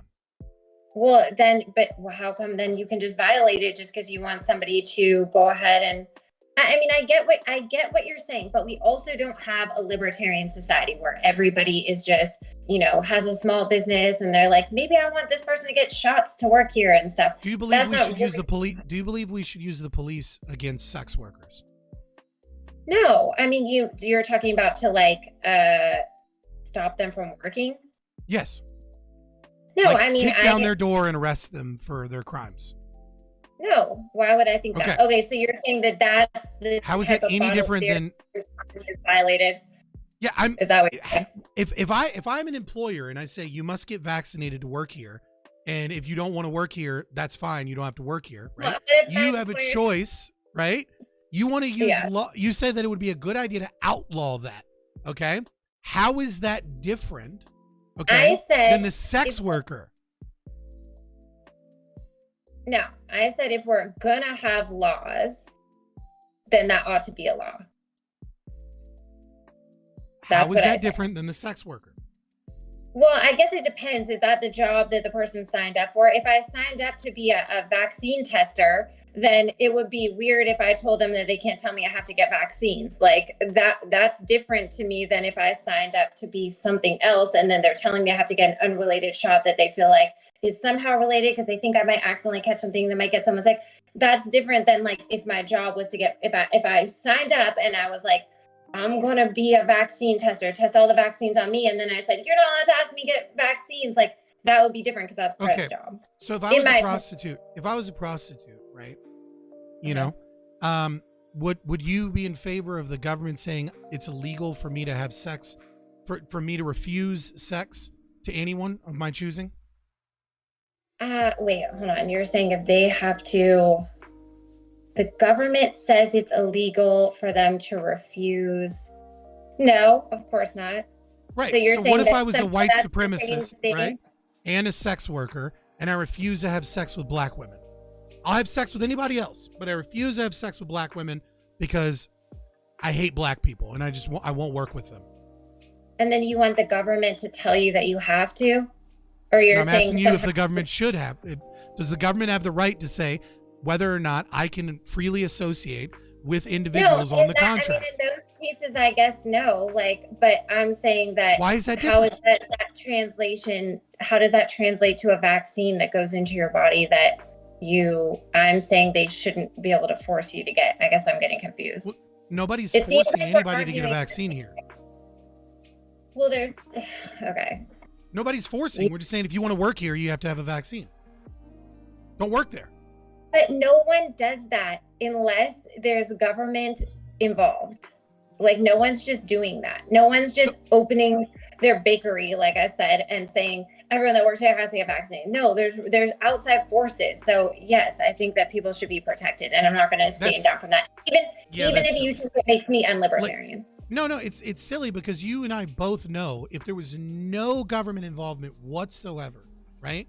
That daycare workers for kids that are immunocompromised would almost certainly the company would require vaccines. It'd be stupid not to. No, first of all, vaccines don't even work the way that you think that they do. And then what vaccines do you think that they have to do? You think they give up? Most adults do not get all the vaccines that all the children now. So they don't have them go back. Like, even working in the hospital, what did they really require? Like a flu shot, and then now they wanted this COVID shot. It's not like everyone that works in the hospital around immunocompromised people that they're making them get 15 different shots. And I'm sure that would be the same. And the hospitals tend to be pretty fucking serious about bloodborne pathogens. So I assume they required a Twinrix as well. Like an up-to-date Twinrix. What's a Twinrix? I don't even know what you're talking about. It's Hep A, Hep B. It's your Hep A, Hep B booster combined. No, I never. Like when you do your vaccine, when you do your vaccine schedule, right? You get Hep A and Hep B separate, and then the one you get before college is called Twinrix because they put them together. You get them at the same time. Name. I never had to get that to work in the hospital. Now, different states could be different, but that would protect me from a bloodborne pathogen, Hep B. But I mean. No one said I had to get it. I didn't get it. I mean, fair enough. And it's not like I'm going. Were you working in Louisiana? Because them statistics in Louisiana are rough. It's not like I'm there bleeding on people, so why would I have to get it? But I mean, okay. Yeah. The problem is that you don't believe in bodily autonomy. You say you believe in bodily autonomy, but you don't. Why did I not? How did I not? Because you don't believe people have the freedom, right, to engage with their bodies in voluntary transactions. You believe that needs to be stopped by the government. I just don't believe that people should be able to ask other people to get a vaccine or a product or take a medicine or anything like that. Right. You don't believe that people should be able to voluntarily engage. It's okay, whatever. We can move. Let's just move on. You don't understand freedom of association or libertarianism. Yeah. And you really got to do more reading. What? Well, I mean, I think that you need to really think about the topics more in real world examples. So let's go on. What's not real world about this? I'm talking about a specific tweet that and your specific opinion that you're sharing, and how that's not libertarian. What? What do you mean? More real world? I gave you a real world example of a limit case that is totally reasonable, and you were like, no, that's not fair, because you're saying vaccines don't work. Yeah, and it's not the same thing. But anyways, and they have side effects. It's not like they're free from side effects. But anyways, okay, fine. We'll move on. Well, I mean, I feel like I said most of what I said, right? You recognize that you came in, demanded attention, that you've called out a lot of the liberty movement people and gotten a lot of attention for it. When grilled on it, you don't understand libertarian philosophy or what it is really at all. What you understand is that you're. Go ahead. You say you just brought me here to yell at me, of course, and tell me why I was bad. And tell me why I'm wrong. But you know that it's not like if you sat down 100 libertarians that they would all think exactly like you. No. Okay, so Liquid Zulu, another libertarian content creator, grilled the fuck out of me as an anarcho-capitalist content creator on very minute and specific things to ensure that my philosophy was stronger. And I thank him for it, right? Like, yes, if I grilled other libertarians, they'd be wrong on some shit. The difference is if I grabbed 100 random libertarians, they wouldn't be people that are randomly tweeting at the LP being like, if I'm not given enough attention, then you guys must have some problem with moms, and like, hey, is this one of your guys, Mises? This, right? Like, it wouldn't be an actively antagonistic figure. Well, okay, so here's the thing. Knowing absolutely everything about libertarianism is not going to grow the movement. What's going to grow the movement is bringing voters in. That's my big issue. That's what I talk about. Everyone has their part, and that's what I've tried to talk to you about. You obviously know the purest libertarian ideology. I think Spike Cohen's really good about that too. I've learned a lot from him and everything. But at the end of the day, we are still a political party and we still need voters and everything like that. So that's my point when I poke the bear. It's like, I want voters, I want elections. Okay, yeah, like so voters, we can get our libertarian ideals. Listen. Even wait, hold on. Even if I had to live with, there's no outlaw against the saying that employers can't have vaccines, or I had to lose some ground here and there because of the libertarian ideology does not fit me specifically perfectly, I still think it would be far better than what we have now, and that's what's most important. Moving in the right direction towards against what we have now, towards libertarianism. And I feel like if we just push people out that want libertarianism and that want to have, an improvement in less government, things like that, then what are we really doing? Like, then we're just arguing over who knows more. But the exact opposite is true too. If your goal is just to win and not to push liberty as a movement, as a philosophy, as a worldview, as to actually changing the system, right? And I think the best you could get is the conservative movement, right? The National Review, the mission statement from the National Review when William F. Buckley, announced kind of like neoconservatism, right? And said conservatives are the individuals that they're the only people in society that stand to thwart and say stop, right? It's progressivism going the speed limit, right? If you're not principled, then building a big party that isn't necessarily principled, but just has vague notions of liberty is exactly what the Republican Party already is. I don't think so. The Republican Party is just, again, like it's another branch of the lobbyists. Like they just do it. Okay, so what we have right now. Yeah, because they don't have any principles. Yes. Well, what they have is opposite principles. So we believe in this, we don't. We believe in that, we believe in that. Like they just picked every single topic and chose the opposite. And then what you end up with is the same result anyways. It's just, you may take a wind this way or like you wind over that way or whatever on your way to the exact same result, which is like total enslavement by the state. So I think that we can agree that that's not what I want. That's not what you want. I might not be perfect. Maybe there could be some other libertarian out there that thinks you're not perfect. Maybe they do. I don't know. But I'm just saying, like, we still want the same stuff. I just want to see us win. And I think that there are ways that we can do that are still very principled, but have to do with being a little bit, friendlier to outside demographics, not thinking they're a fed, and to like just getting like more interested in converting voters and, getting candidates, like candidates that can actually win. The libertarian movement has a long history of individuals that come in preaching that same idea. Yeah. Water down libertarian philosophy and destroy the party. Right? I'm not saying that's you. I'm not saying that's you. I'm saying they have a long history of that. Yeah. So, okay, if you're me, say you're me and pretend, that you're coming in with, you understand what I'm getting at.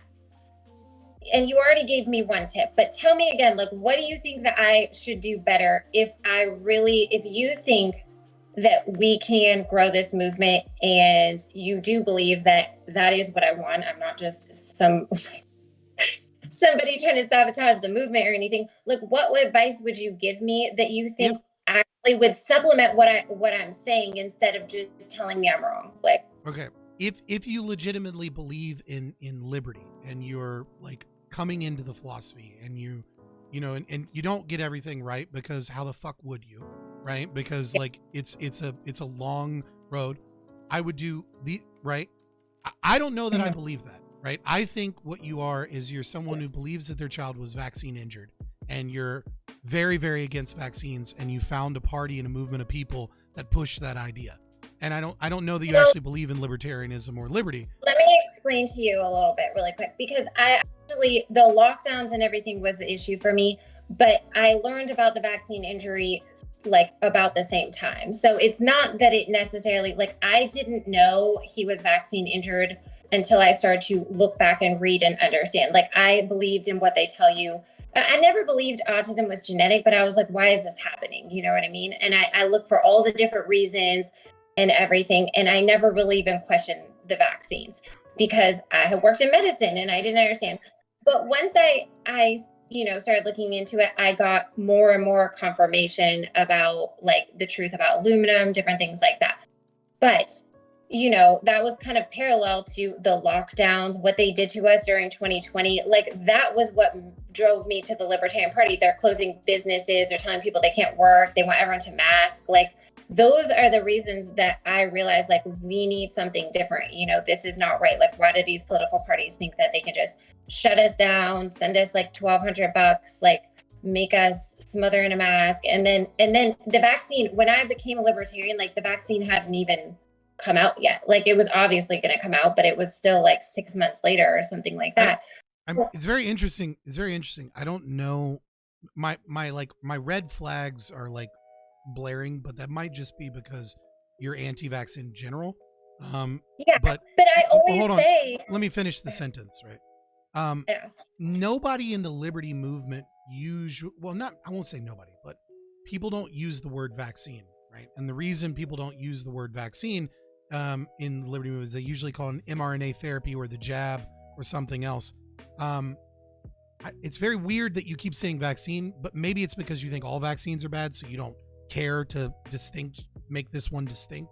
Oh, I see what you're saying. Like, I'm supposed to call it something different. Like, I'm supposed to say. So I mean, when the COVID mRNA therapy was released, right, and when they used their initial research, right, what most people don't understand is that the term vaccine is defined by the pharmaceutical industry. It's not defined by any government regulation, and so they get to call it a vaccine. And then they get to outline what efficacy is, right? And so traditionally, vaccines are represented, the efficacy is represented by the likelihood that you will contract the virus or the disease, depending upon what we're talking about, within the lifespan of the efficacy itself of the vaccine. So the vaccine lasts 20 years. Within that 20 years, what is the percentage chance that you are going to get that? And they changed it for COVID. I don't think that they could possibly use that, because when they put out new vaccines, they don't have 20 years of data. So I think they usually look at antibodies and things like that, response. But when they're measuring efficacy, right? They're measuring based off of what is the likelihood that you will catch the virus, as opposed to, and they'll use some limited time frame. When it initially releases in 6 years, if they relabel, it'll be like 20 years later down, or if it's just a variant of a previous vaccine, they'll use old data. Regardless, the efficacy is measured by whether or not you catch the virus, right? With the mRNA therapy, they stopped doing that. Instead, efficacy was within one contact, whether or not you caught the virus. And they failed to mention that, like, they had 97% efficacy on the alpha variant, but they failed to mention that, like, so did people that had never caught COVID or had natural immunity had 82% chance that they didn't catch it within a singular contact. So I think the issue there is that it's, most libertarians view it as substantively different than other so-called vaccines. I mean, and it's different, obviously, in like the entire mechanism and everything. It's not the same. They've actually been working on these mRNAs for quite a while. Like, it makes sense that they just wanted to, CureVac, that's a company that like the Bill and Melinda Gates Foundation have put a lot of money into and everything. They had all kinds of products, and it's mRNA for all kinds of things like cancers, rabies shots, like all just like a host of different cow vaccines. Fucking cow vaccines. Oh, I didn't know that. I didn't know about cow, but I didn't know they had bovine vaccines. Starting to bring in mRNA for bovine vaccines. Yeah. They want to kill them all so that we have to eat fake meat. But anyways, so they've been working on that stuff for a while, and they had never put it out. So this was like open the floodgates. So obviously something sinister was going on there, where now all of a sudden they can use all these products. They started testing their RSV one, like basically immediately after on pregnant women, which is so creepy. But no, so I mean, I'm not sure why I'm not supposed to use the word vaccine. I have to say mRNA, otherwise your flags go off. I really can't help. I'm not saying you're not supposed to. I'm just saying it seems. I was just letting you know. Most people don't say vaccine. They say the jab. They say mRNA therapy, etc. Yeah, so I think it's just because you're against all vaccines, which, obviously I'm not. No, but I mean, I guess okay, but you have to remember a lot of platforms are censored, and that's why I would use words like that, because you couldn't even use the word vaccine, So Twitter is not, here is not, so I'm going to just say vaccine. They call it a vaccine, whatever. But yes, on other platforms, they call it all kind of stuff. The cupcake, the hokey pokey, the jab, I use jab a lot on Instagram, even sometimes I just say the product because I don't want to get censored. But so I don't like. So advice. If I assume you wanted me to give you advice, like what to actually do, if I assume that you're not a bad faith actor or a grifter. It's so funny because what do they think I'm getting from it? Like what if I'm grifting, what am I getting? What's the prize? Tell me. What's the prize? Yeah, what's the prize? Like what am I getting that I'm grifting attention for? Yeah, but why do I need attention and money? I mean, I could do that for just like fitness stuff, I mean, yes. I mean, I don't know if you've ever heard of this, but narcissists exist, right? And there's no such thing as enough attention that fills a narcissistic supply, right? Well, I'll tell you why I don't think that y'all should think that, because I honestly wasn't even really on social media that much until I started talking about this stuff. It's all been very mission driven for me. So I don't know. I mean, people can think what they want. Maybe they think I accidentally caught narcissism and I decided libertarianism. Yeah, I accidentally caught it, when I became a libertarian, and I was like, this is the thing that I have to get all the attention for, like, whatever. I guess if people want to think that, but, I mean, I'm just saying, like, you're asking, like there couldn't possibly be any incentive. Like, obviously there could be. There's plenty of people do that. There's plenty of people in the liberty movement, not just you or you, right, that are narcissistic people that will only talk to people that are relevant or have clout. If you're genuine, I've noticed a ton. Yeah, everyone in the space knows. If you're for sure, then actually talk to philosophers. Like there are philosophers that you can talk to and be humble and learn. Like you have enough attention on you, and you have enough of a platform at this point to reach out to Stephan Kinsella if he'll talk to you, or Walter Block. Walter Block's the sweetest old man ever. He'll talk to anybody. Not anybody, but I mean, if you're somebody, he'll talk to you. And learn about it. Like, do you know what evictionism is? Are you talking about with like the abortion thing? Yeah. Do you know what evictionism is? I think you talked to me about it a little bit already. Okay. You can right. I know a little bit. Like you could learn about it, right? Like you could learn about evictionism. You need to learn about estoppel. You need to learn, like there is a lot of things that you don't know.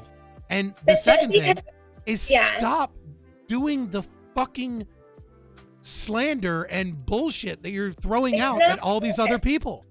So how come? Okay, I never throw stuff out at specific people. I did get in a little tussle with Karen Ann Harlow that I don't feel guilty about, but other than her, like I never really comment on other people's. You said her fucking autism diagnosis was bullshit. Yeah. Meanwhile, your son doesn't even have one. Of course, it's more than bullshit. Yes. But you need to understand, okay? And people coming at me about that has been kind of silly. But also, they have the right to say How? that. How is that silly?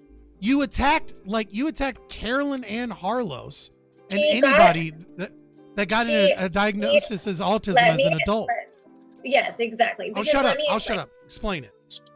She had tweeted, if you don't like us joking about autism here or something, like it was something like that, then y'all don't belong in the movement. So she was already kind of, it was like a feisty post or whatever. And I don't know, I guess she talked about her late diagnosis in there or whatever. And I was like, okay, I do this all the time when people say that they're autistic. And I'm like, you're literally a fully functioning person, you know, and you're going to tell me you went out at 40 years old and got diagnosed with autism and that you want to make jokes about it.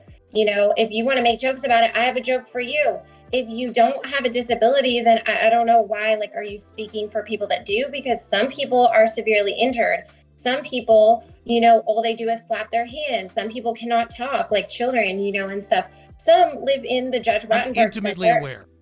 and they're being shocked. Yeah, so I'm like, it's fine, like, if you want to say that, and like anybody can get any diagnosis they want, but I'm like, it's not all like, you know, it's not all jokes like for everybody. And there is real stuff going on, and it's not just like funny. And I get very hurt for people because on Instagram, people reach out to me all the time to talk about their children and how hard it is. And, you know, their kid doesn't talk, their kid can't do anything. They trying all type of herbal stuff and everything, just tons of regret.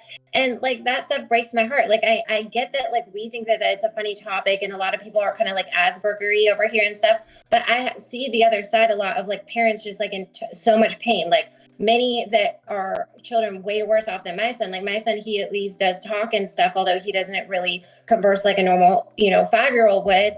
But he's always getting better all the time and stuff. But I feel for some of these people whose kids like do not talk, and they're just like, man, what am I going to do? Like, how are they going to live their life? You know? And so, yeah, like I push back against those people because, no offense to her, but I do think that there's a greater agenda to water down the numbers of the new autism diagnoses. It's very convenient when they go on and diagnose people who are older. Well, it's just like anything that doesn't water down. It does the exact opposite. It increases ASD diagnosis. Yeah, numbers in the older people. So then suddenly the population change wasn't as much. That's how they say, look, it's genetic. Karen Ann already had autism it. Or this person is almost certainly genetic. It's not. Okay, it might be. It is. Like, no. Okay, unless it it's is. like de novo mutations from like damage and stuff. But it's not like a naturally occurring, no, not to the level of what we are seeing now. Like, look at all the ABA centers that have popped up and everything. That wasn't there when I was a kid. Look at the number of vaccines, how they went up and the autism went up. What's the number one thing contributing to additional diagnosis in children with autism? They're going to tell you know. that they're going to tell you that it's because they looked for it. No, that's not what it is. Okay, it's well, then older women having children. Then that's not true. I had my son at 30, and his cousin also died. Which is a higher likelihood of autism than if you were 24. Well, why did his cousin get it when his mom was 24 also? You know, she was 24. He got it too, but that's not genetic. They're barely related. It's like a neurological disorders go up as a woman ages. Neurological injury. No, they're going to tell you that. My aunt had seven kids. Her last one at 42. Not a single one had autism. Like that's not evidence. That's not how science works. That's anecdotal evidence. No, but yours is anecdotal evidence too. When you're just saying like, oh, all the older women, there are young. No, it's not. There's tons of research that shows there's a strong correlation with the older a woman is with the rates of autism. Around somebody that has autism that stims and stuff, that's neurological injury, and it is not. No, don't get somebody that you're gonna. I don't, show my son or anything because, Yeah, but. Here's my IEP for my son. He's stage 3 diagnosed autism. Yeah, I've spent plenty of fucking time with people with autism. My son. Okay. And how old is he? If you don't mind me asking. He's almost 4. He's almost 4. He's nonverbal.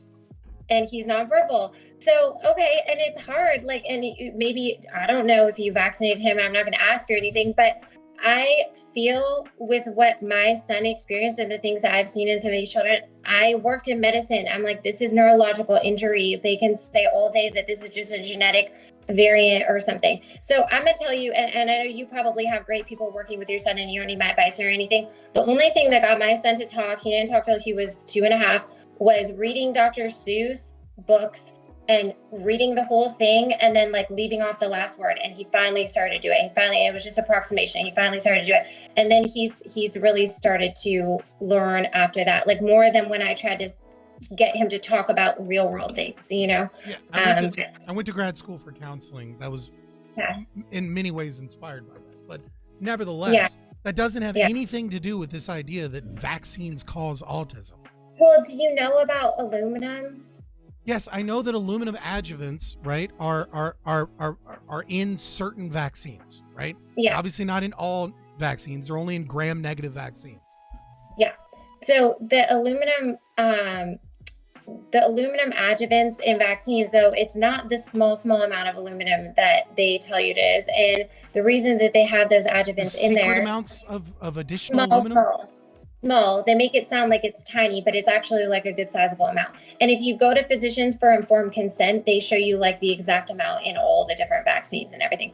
But the thing is that they're there to stimulate your immune system and to give it an overreactive response and an antibody response. And that's, I thought that's how they measure the efficacy of vaccines. I don't know that you thought that it was different. But anyways, if they measure the antibody response, it's going to be high because they use those aluminum adjuvants to get the body to react. So lots of evidence showing, there was recently a paper that talked about asthma being linked to the aluminum adjuvants. Why? Because it's autoimmune. So when you give the aluminum adjuvant, you can end up with all kind of autoimmune stuff, and it's not just autism, or like brain inflammation, which autism is brain inflammation. If you look it up, you'll see brain inflammation, inflammation. Every disease is inflammation.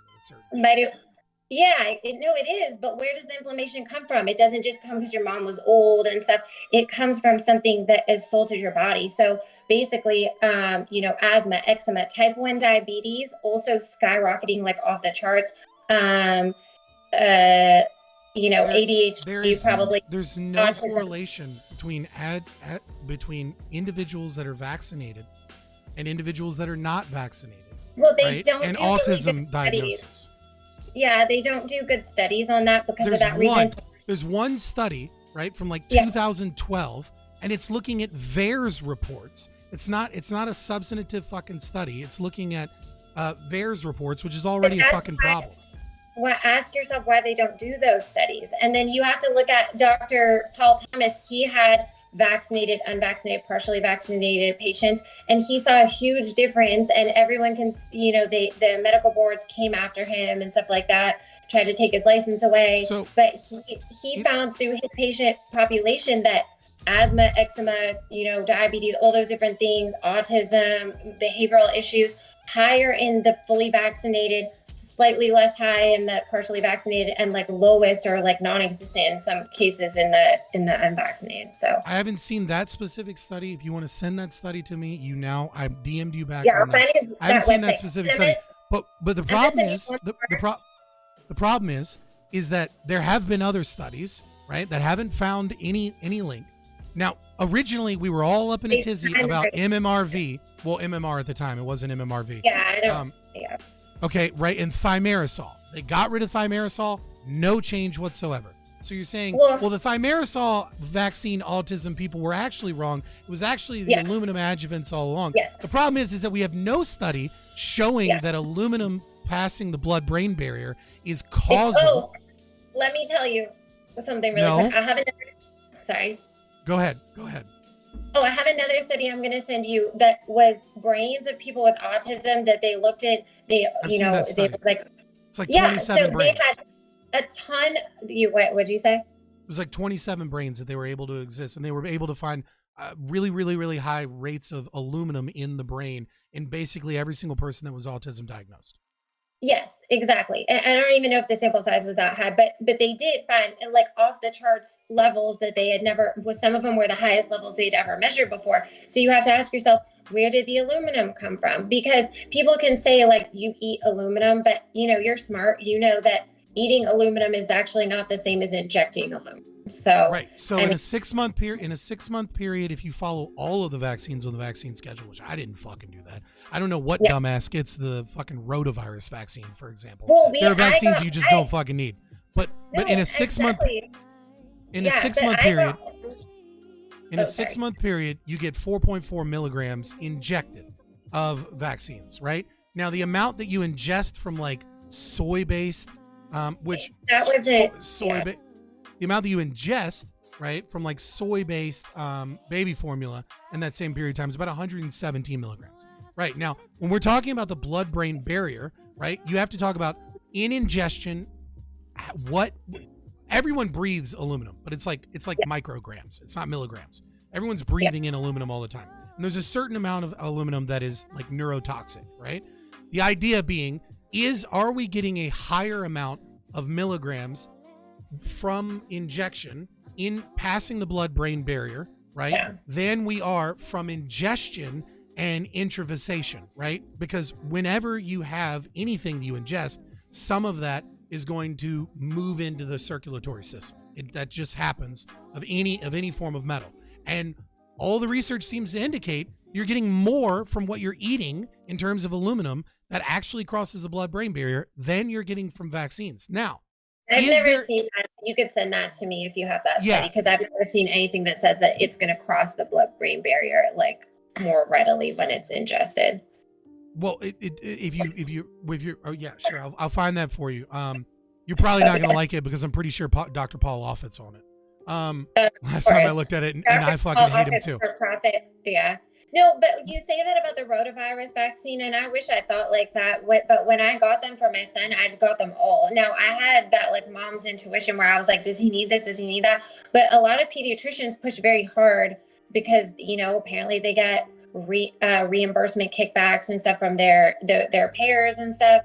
And they want every child to get all the products on the schedule. So look, the problem is that if there's no correlation, if the correlation isn't there, right? You said that there's a study that shows that it is there. I'd love to see that study. I'd love to look at the methods. I'd love to see because I have an intuition, but from all of the research is that if I find it, it's not going to be controlled for socioeconomic status and diet, which is going to be a huge issue with that study. I'll throw it right in the trash if it doesn't. Why do you think, look at what we ate in the 80s. Like, I was just eating, my parents were feeding me like absolute bullshit all the time that I would never feed my kid now. And I don't think there's a ton of aluminum. There's a ton of aluminum in processed grain products, pancakes, waffles, Nutri-Grain bars. If you have processed food that is high in grain, it's chock fucking full of aluminum, as is soy-based protein. When you compare it to milk-based protein, it's something like 34 milligrams as opposed to 117 milligrams over a 6-month period. So yes, is it possible? Sure. The research doesn't support that in any way, shape, or form as of yet. And you're saying, well, the research hasn't been done. Your other thing is Tylenol. The secret is actually the aluminum and not the fact that, in utero exposure to acetaminophen is increased ASD. Well, it doesn't make sense. Now, the only mechanism for action with the acetaminophen is that, it depletes the glutathione and then they can end up with issues detoxifying. But it doesn't have a mechanism of action like the aluminum to cause inflammation or like an inflammatory response in the brain. So I don't believe that. But do you think the lawyers that are suing in New York are also in on the scam? Oh, for sure. But I'm just saying, like, they will always do stuff like that. How the fuck do I argue against that? They're all in on it. Oh, for sure. It's probably a fake case that nobody will even win.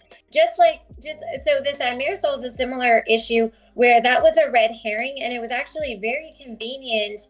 And I'm not saying I don't like Wakefield or anything like that, but I'm just saying it was very convenient for the vaccine companies to be able to say, look, it wasn't the thimerosal, which is only a tiny amount because it was only used as a preservative. Now we've proved vaccines don't cause autism, and we've debunked that. They say it all the time. We've debunked that. Well, okay, but did you talk about the aluminum? And they're like, we already proved it wasn't thimerosal. And you're just like, okay, that could be the wrong component.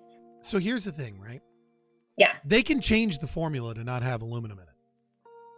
Yeah, and they actually they can use they can use Neamias and like other compounds as well in a concoction to not have the aluminum in it.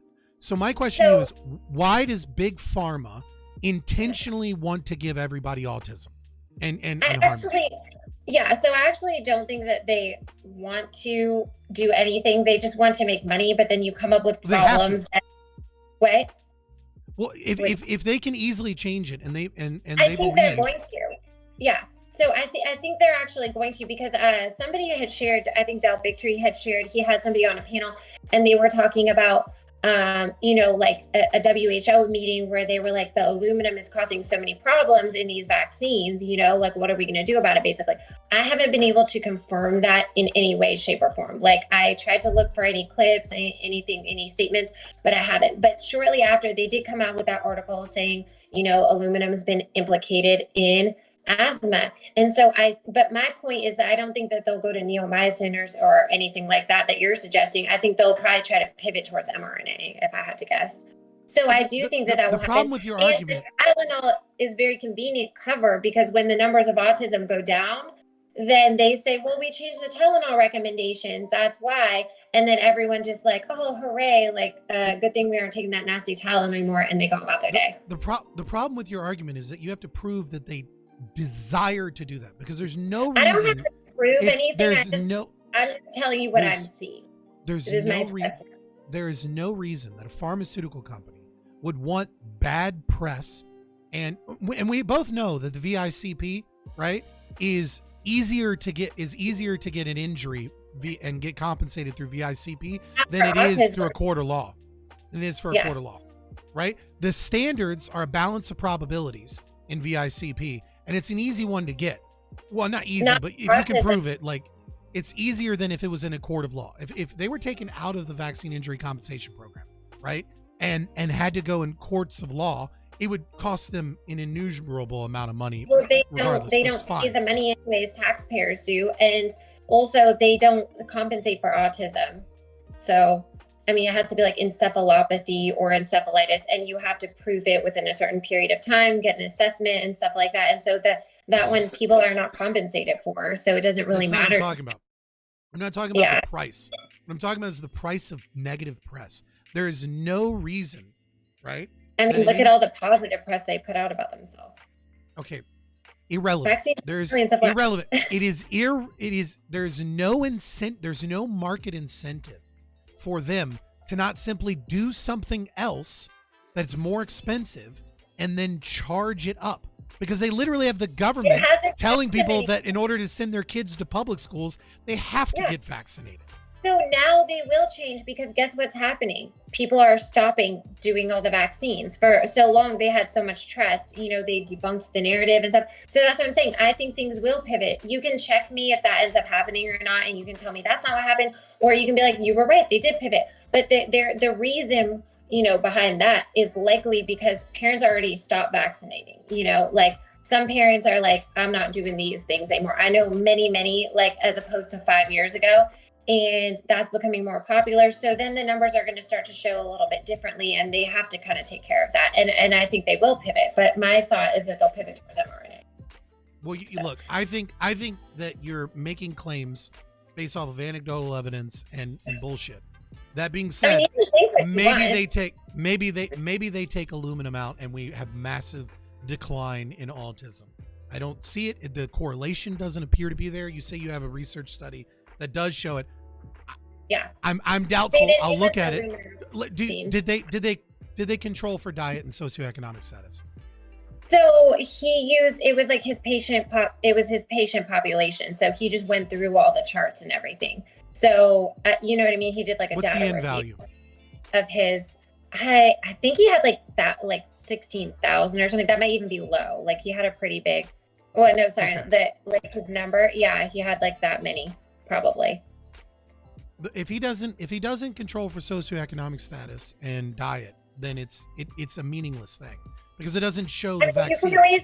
You can always say that, but just wait for time to tell. I believe that is the reason. I'm not like everybody else. If let's say there are other things that you're talking about correlation, right? You have to control for as many variables as possible. there are other things that correlate, right, with non-vaccinated kids, right? So here's what I'm going to ask you then. Okay, so first of all, like in your own life, did you think that diet was a contributing factor, like in your son's case? And then did you feel like if you changed that diet, did things get better? Like, I mean, I do think the diet changing things got some stuff better for my son, but it wasn't necessarily like controlling for aluminum amounts. I'm saying if you're trying to find the cause, you're trying to find causality, right? Right? Yeah. If you're not controlling for all other things, right? Yes, then you're not finding any cause. Yeah. So that's what science tells you, is that this is the only way to know what happened and everything. And I mean, to be honest, like people can think like I'm crazy for thinking this, but I also feel like that is a way that they kind of like poof off issues. They can choose what studies they do and everything. Yes. Like there's not an incentive for them to say like, oh, let's do a study that proves we gave everyone's kid autism. No, they're not going to do that. So yeah. Do you have hard facts? Like these industries, because what do? They fund the schools, they fund the research. Like these industries have their money in every pot. That's what you have to remember. So, and what time is it? Just so I can get a. Yeah, it's fucking. I wake up at like 3:45. Oh my God, are you serious? Well, EST, so it's 10:17 your time. Oh, okay, 10:17. Okay, good. I was like, oh my gosh, I have to get up. So I get up really early. You know, send me your research. I'll look at it. But if he's not controlling for diet and he's not controlling for other things, and if you're saying that's what science tells you, this isn't a matter of the science, right? Like science is separate from government and state institutions. Like science is a process of thinking. It's a method. But they don't. It's based on money now, like just like everything else. That's why, like, it's based on the flow of money. What studies will they fund? You know, who's going to pay for what? Like that. That's how it works now. Look, I don't like anti-science bullshit, and I think that's your primary motivation for getting in the libertarian movement. That being said, you know, fuck, who knows? Maybe you're fucking right. I highly doubt it, because none of the research seems to indicate it. But that being said, if you want to know how I feel about the science, this is one of my pieces of merchandise.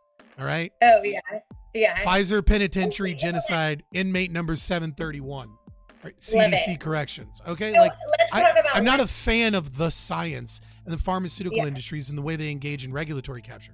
What I don't like is using that doubt to get rid of things that are critically important to the philosophy of libertarianism, which is getting away from subjectivity, getting away from standpoint epistemology and stand ground epistemology and subjectivism, and the cuckoo fucking conspiracy theory shit goes into that direction, which waters down and subverts libertarian philosophy and the war that we're actually fighting. So here's what I'll say about that. First of all, I think that anybody should be able to get any vaccine that they want as long as they receive true, real informed consent and the manufacturers have liability. That's what I think. So I don't let my personal feelings, get like, oh, no one should get vaccinated. No, but you do deserve informed consent and you deserve for the manufacturer to actually be liable. Yeah, I'd go farther than that.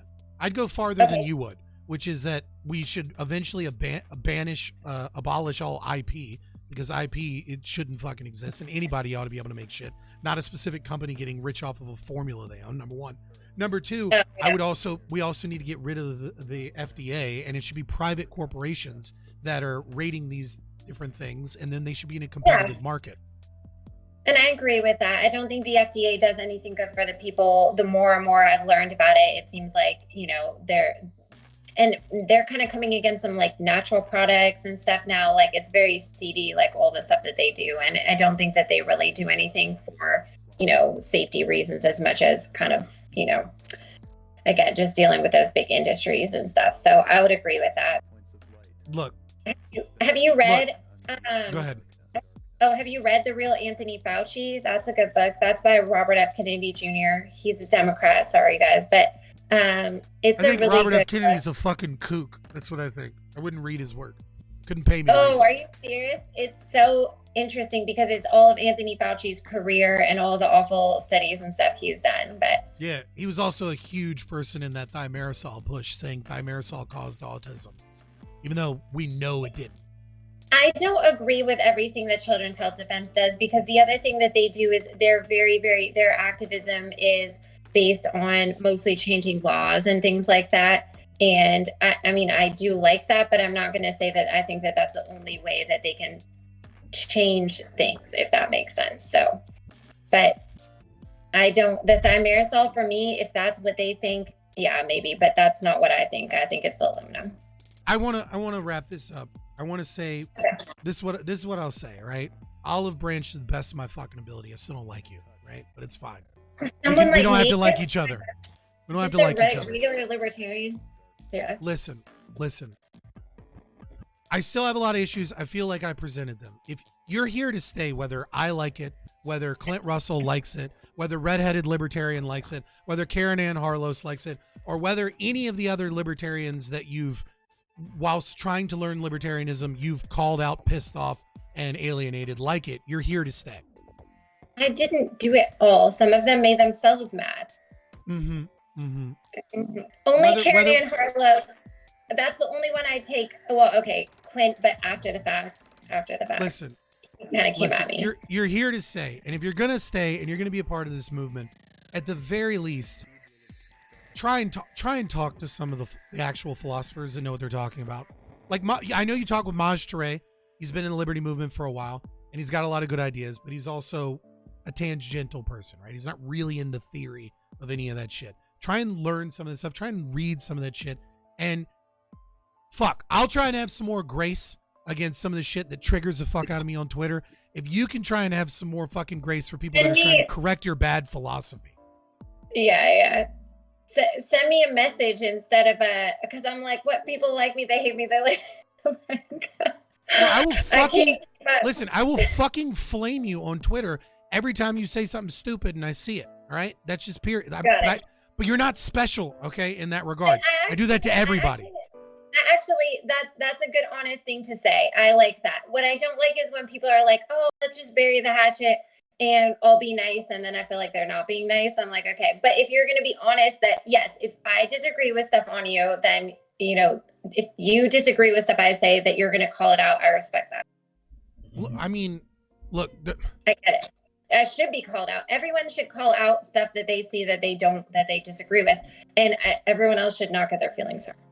That's how I see it. But I don't know. I think look, I'm always honest about shit, and I call it like I see it. I've said it before. I'll say it again. My biggest problem with being a libertarian content creator is that I have an inability to shut up and not flame people when I think they're wrong. Okay. I've burned several bridges. Like Carolyn Borisenko. I did a whole fucking hit piece on that bitch because she's fucking crazy and she's a crazy fucking grifter. And I have no problem saying that. She's a fucking narcissist and she's wounded and hurt so many fucking people. But she has a great troll account called Karen's Brainstem or something that tagged me the other day. But the thing is that like Jeremy Kaufman and LPNH did not want to talk to me for like 2 or 3 months, right? They were like, they ignored the fucking, despite the fact that I interviewed them, right? And yet they came back around because they realized that I was one of the real motherfuckers. I wasn't doing it for clout. Yeah. Same thing here with you. I don't know your motivations. I still get a sense that you have primary goals that are not libertarianism, that libertarianism is a vessel for your primary goal. And your primary goal is that you believe your son was injured by vaccines. You think that the mono party is controlled in many ways by pharmaceutical industries and that this is a place for you to get the justice that you deserve in that regard and that you have a truth that you want to tell. I don't necessarily agree with it, but I understand it. I actually think that you're not wrong. I'm not going to say that you're wrong, but there's a lot more that goes involved with that because it's also the fact that, like, do you want your kids to grow up in a world where they're not going to be free, like where they're going to have lockdowns, we're going to have all those other things. And like, it has nothing to do with justice because the only justice for me anymore is for things to get better so that other people don't have the same bad situations that we've lived through. So I don't think that goes in any way against libertarianism or me being libertarian or me just wanting justice or anything like that. Regardless, if you're going to keep calling people out for drama and clicks and views, people are going to keep calling you a fucking fed and they're going to keep calling you a grifter. And they're going to keep calling you yoga pants girl. Because there's not a lot of substance. There's not a lot of substance to what you say, admittedly, because you're a neophyte in libertarianism. You're not necessarily sure what to say. So And the other thing is, most of your tweets are fucking polls and questions, which is actually good, right? Yeah, I like to have a conversation because I learn a lot, like, and other people learn a lot. What's wrong with that? What's wrong with it is there's nothing wrong with it. What's wrong is that you keep calling people out and you don't know what you're talking about. And you've gotten a bunch of attention, except it's not good attention. It's bad attention. And I think it's causing a wedge in a lot of people, and a lot of people are going to keep blocking you if you keep going down that path. That being said, you're here to stay, and a lot of these other people don't want to fucking admit it. Blocking you and pretending like you're just going to go away is fantasy thinking. You're here. Yeah. And so if we're going to engage with that reality, just like we engage with the reality of the state, for the love of God, please fucking talk to some people that know what they're doing and fucking read some of the literature and then push libertarianism. But this idea of like, well, this is how you win elections. This is what marketing is. And meanwhile, the marketing is drama. Like, what do you expect? Well, I'm not marketing right now. We're just chatting with other libertarians about how things could be better. But I want to know what your thoughts are really quick before we wrap up. It's like the LNC, what's going on there? Do you think that this is just a typical like rise and fall? Because I'm not the only person that's been critical of Mises Caucus lately, critical of the LNC. I mean, we have this whole pro-war rally that's like, what is it really doing? Then there's some bad, people involved that other people don't want to see there and everything. And there's a lot of people calling for like Angela to step down, stuff like that. I mean, do you think that this is just normal Twitter talk on the LNC, or do you think that there's really something going on? I'll tell you what the problem is, and it's the same problem you have, which is that what is the Republican Party? Is there a philosophy called republicanism? No. The Democrat Party. Is there a party called democratism? No. The Libertarian Party. Is there a philosophy called libertarianism? Yeah, so you're saying it's like too confusing. That's the problem. That's really the problem. Is that the Libertarian Party is a party, and the parties only serve one function. And the function is to win elections and to push forward a set of ideals and principles. And they are in Mises. They often conflict.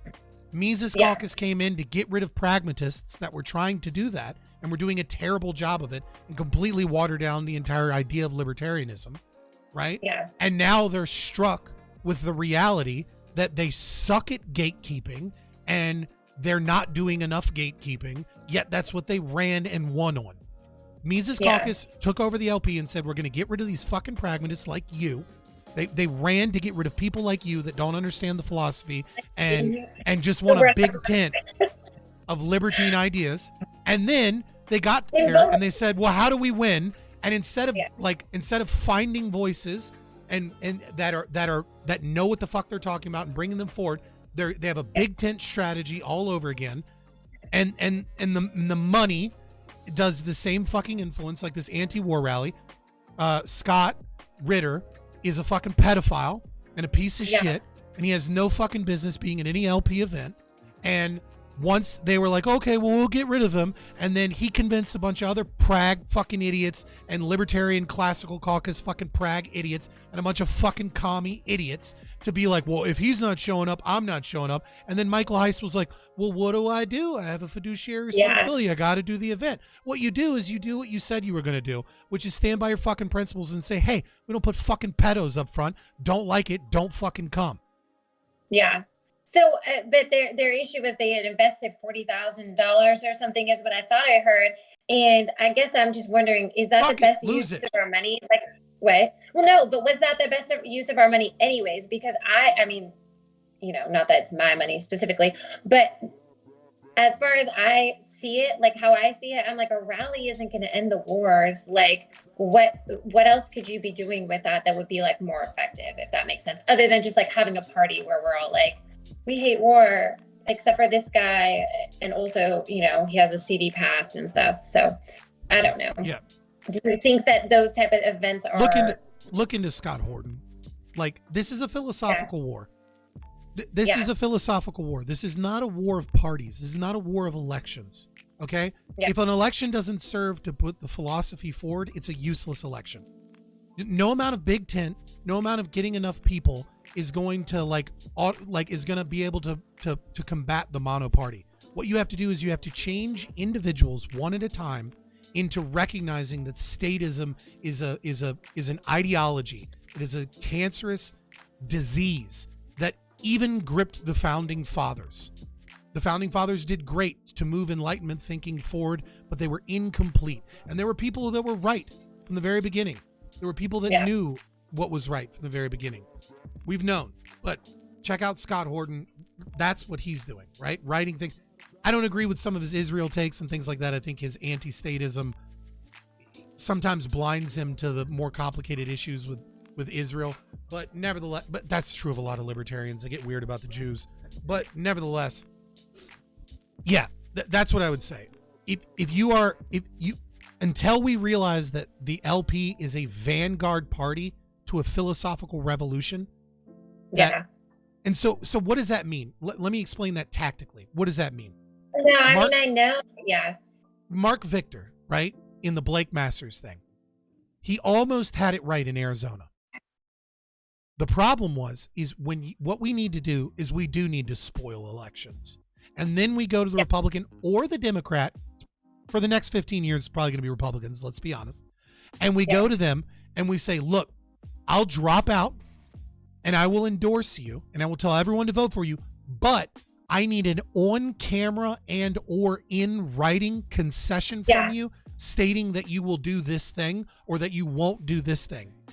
Yeah. So don't they use that in like England and stuff a lot or somewhere else? Somebody else was telling me about this idea, and I didn't know if it was something we could actually use or if it was something any libertarians would be on board with. But so in England, and I've heard it other times.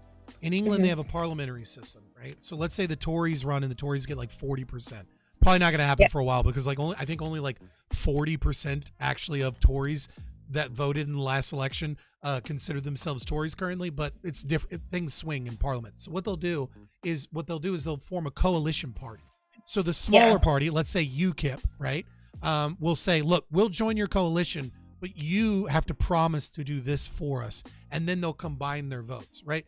So it's kind of a similar concept, but you drop out. What the Libertarian Party needs to realize is it's not going to win any elections, but what it can do is be a kingmaker.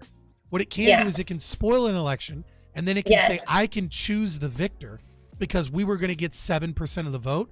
And if I endorse you, you're probably going to get 4 or 5% of the vote that you wouldn't have gotten. And that's all it takes to get a concession. That's what we should be doing.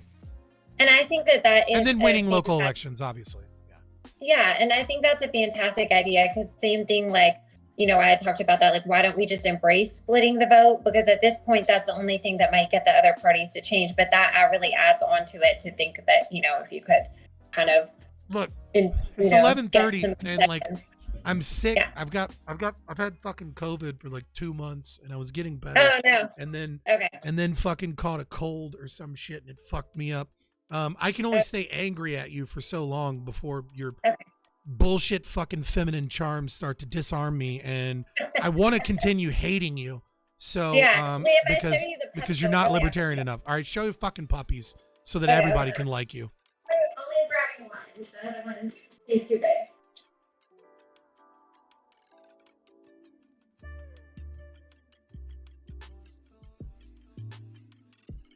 I'm not simping. Fuck off. I'm just being honest. Most of you boys aren't honest about it. I won't tell you her name because then you guys will really get mad at me. Is her name Carpet? It's Liberty. She's so cute. Might have. She is a Shiba-doodle. I have another one. His name's Dave. But he's Shiba really, Inu really and a Padoodle mixed? Yeah, it's like a poodle with a sheepdog. Oh, okay. Yeah, they're like gross. Gross? Why is it gross? My poor baby. She's not gross. I'm kidding. I gotta fucking I gotta get out of here and say goodbye to Chad and stuff. I'm sick. I need to get better. Okay, feel better. I'm out of fucking kombucha and water. Okay, gotcha. Okay, well, thank you so much. This was fun. I appreciate it. Yeah. Well, thank you. It was fun. Yeah. All right. Fair enough. I'll send you that. I love being yelled at. Okay, I'm just like a regular masochist over here. Yeah, I'll definitely send you those studies and stuff by tomorrow. And then if you send me some of the people you think I should try to connect with, that'll be good. So. All right, fair enough. Okay, thank you. You have a good night. You too. Bye.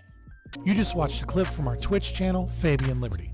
If you like content like this, please like and subscribe here on YouTube, or go ahead and give us a follow on twitch.tv/Fabian Liberty.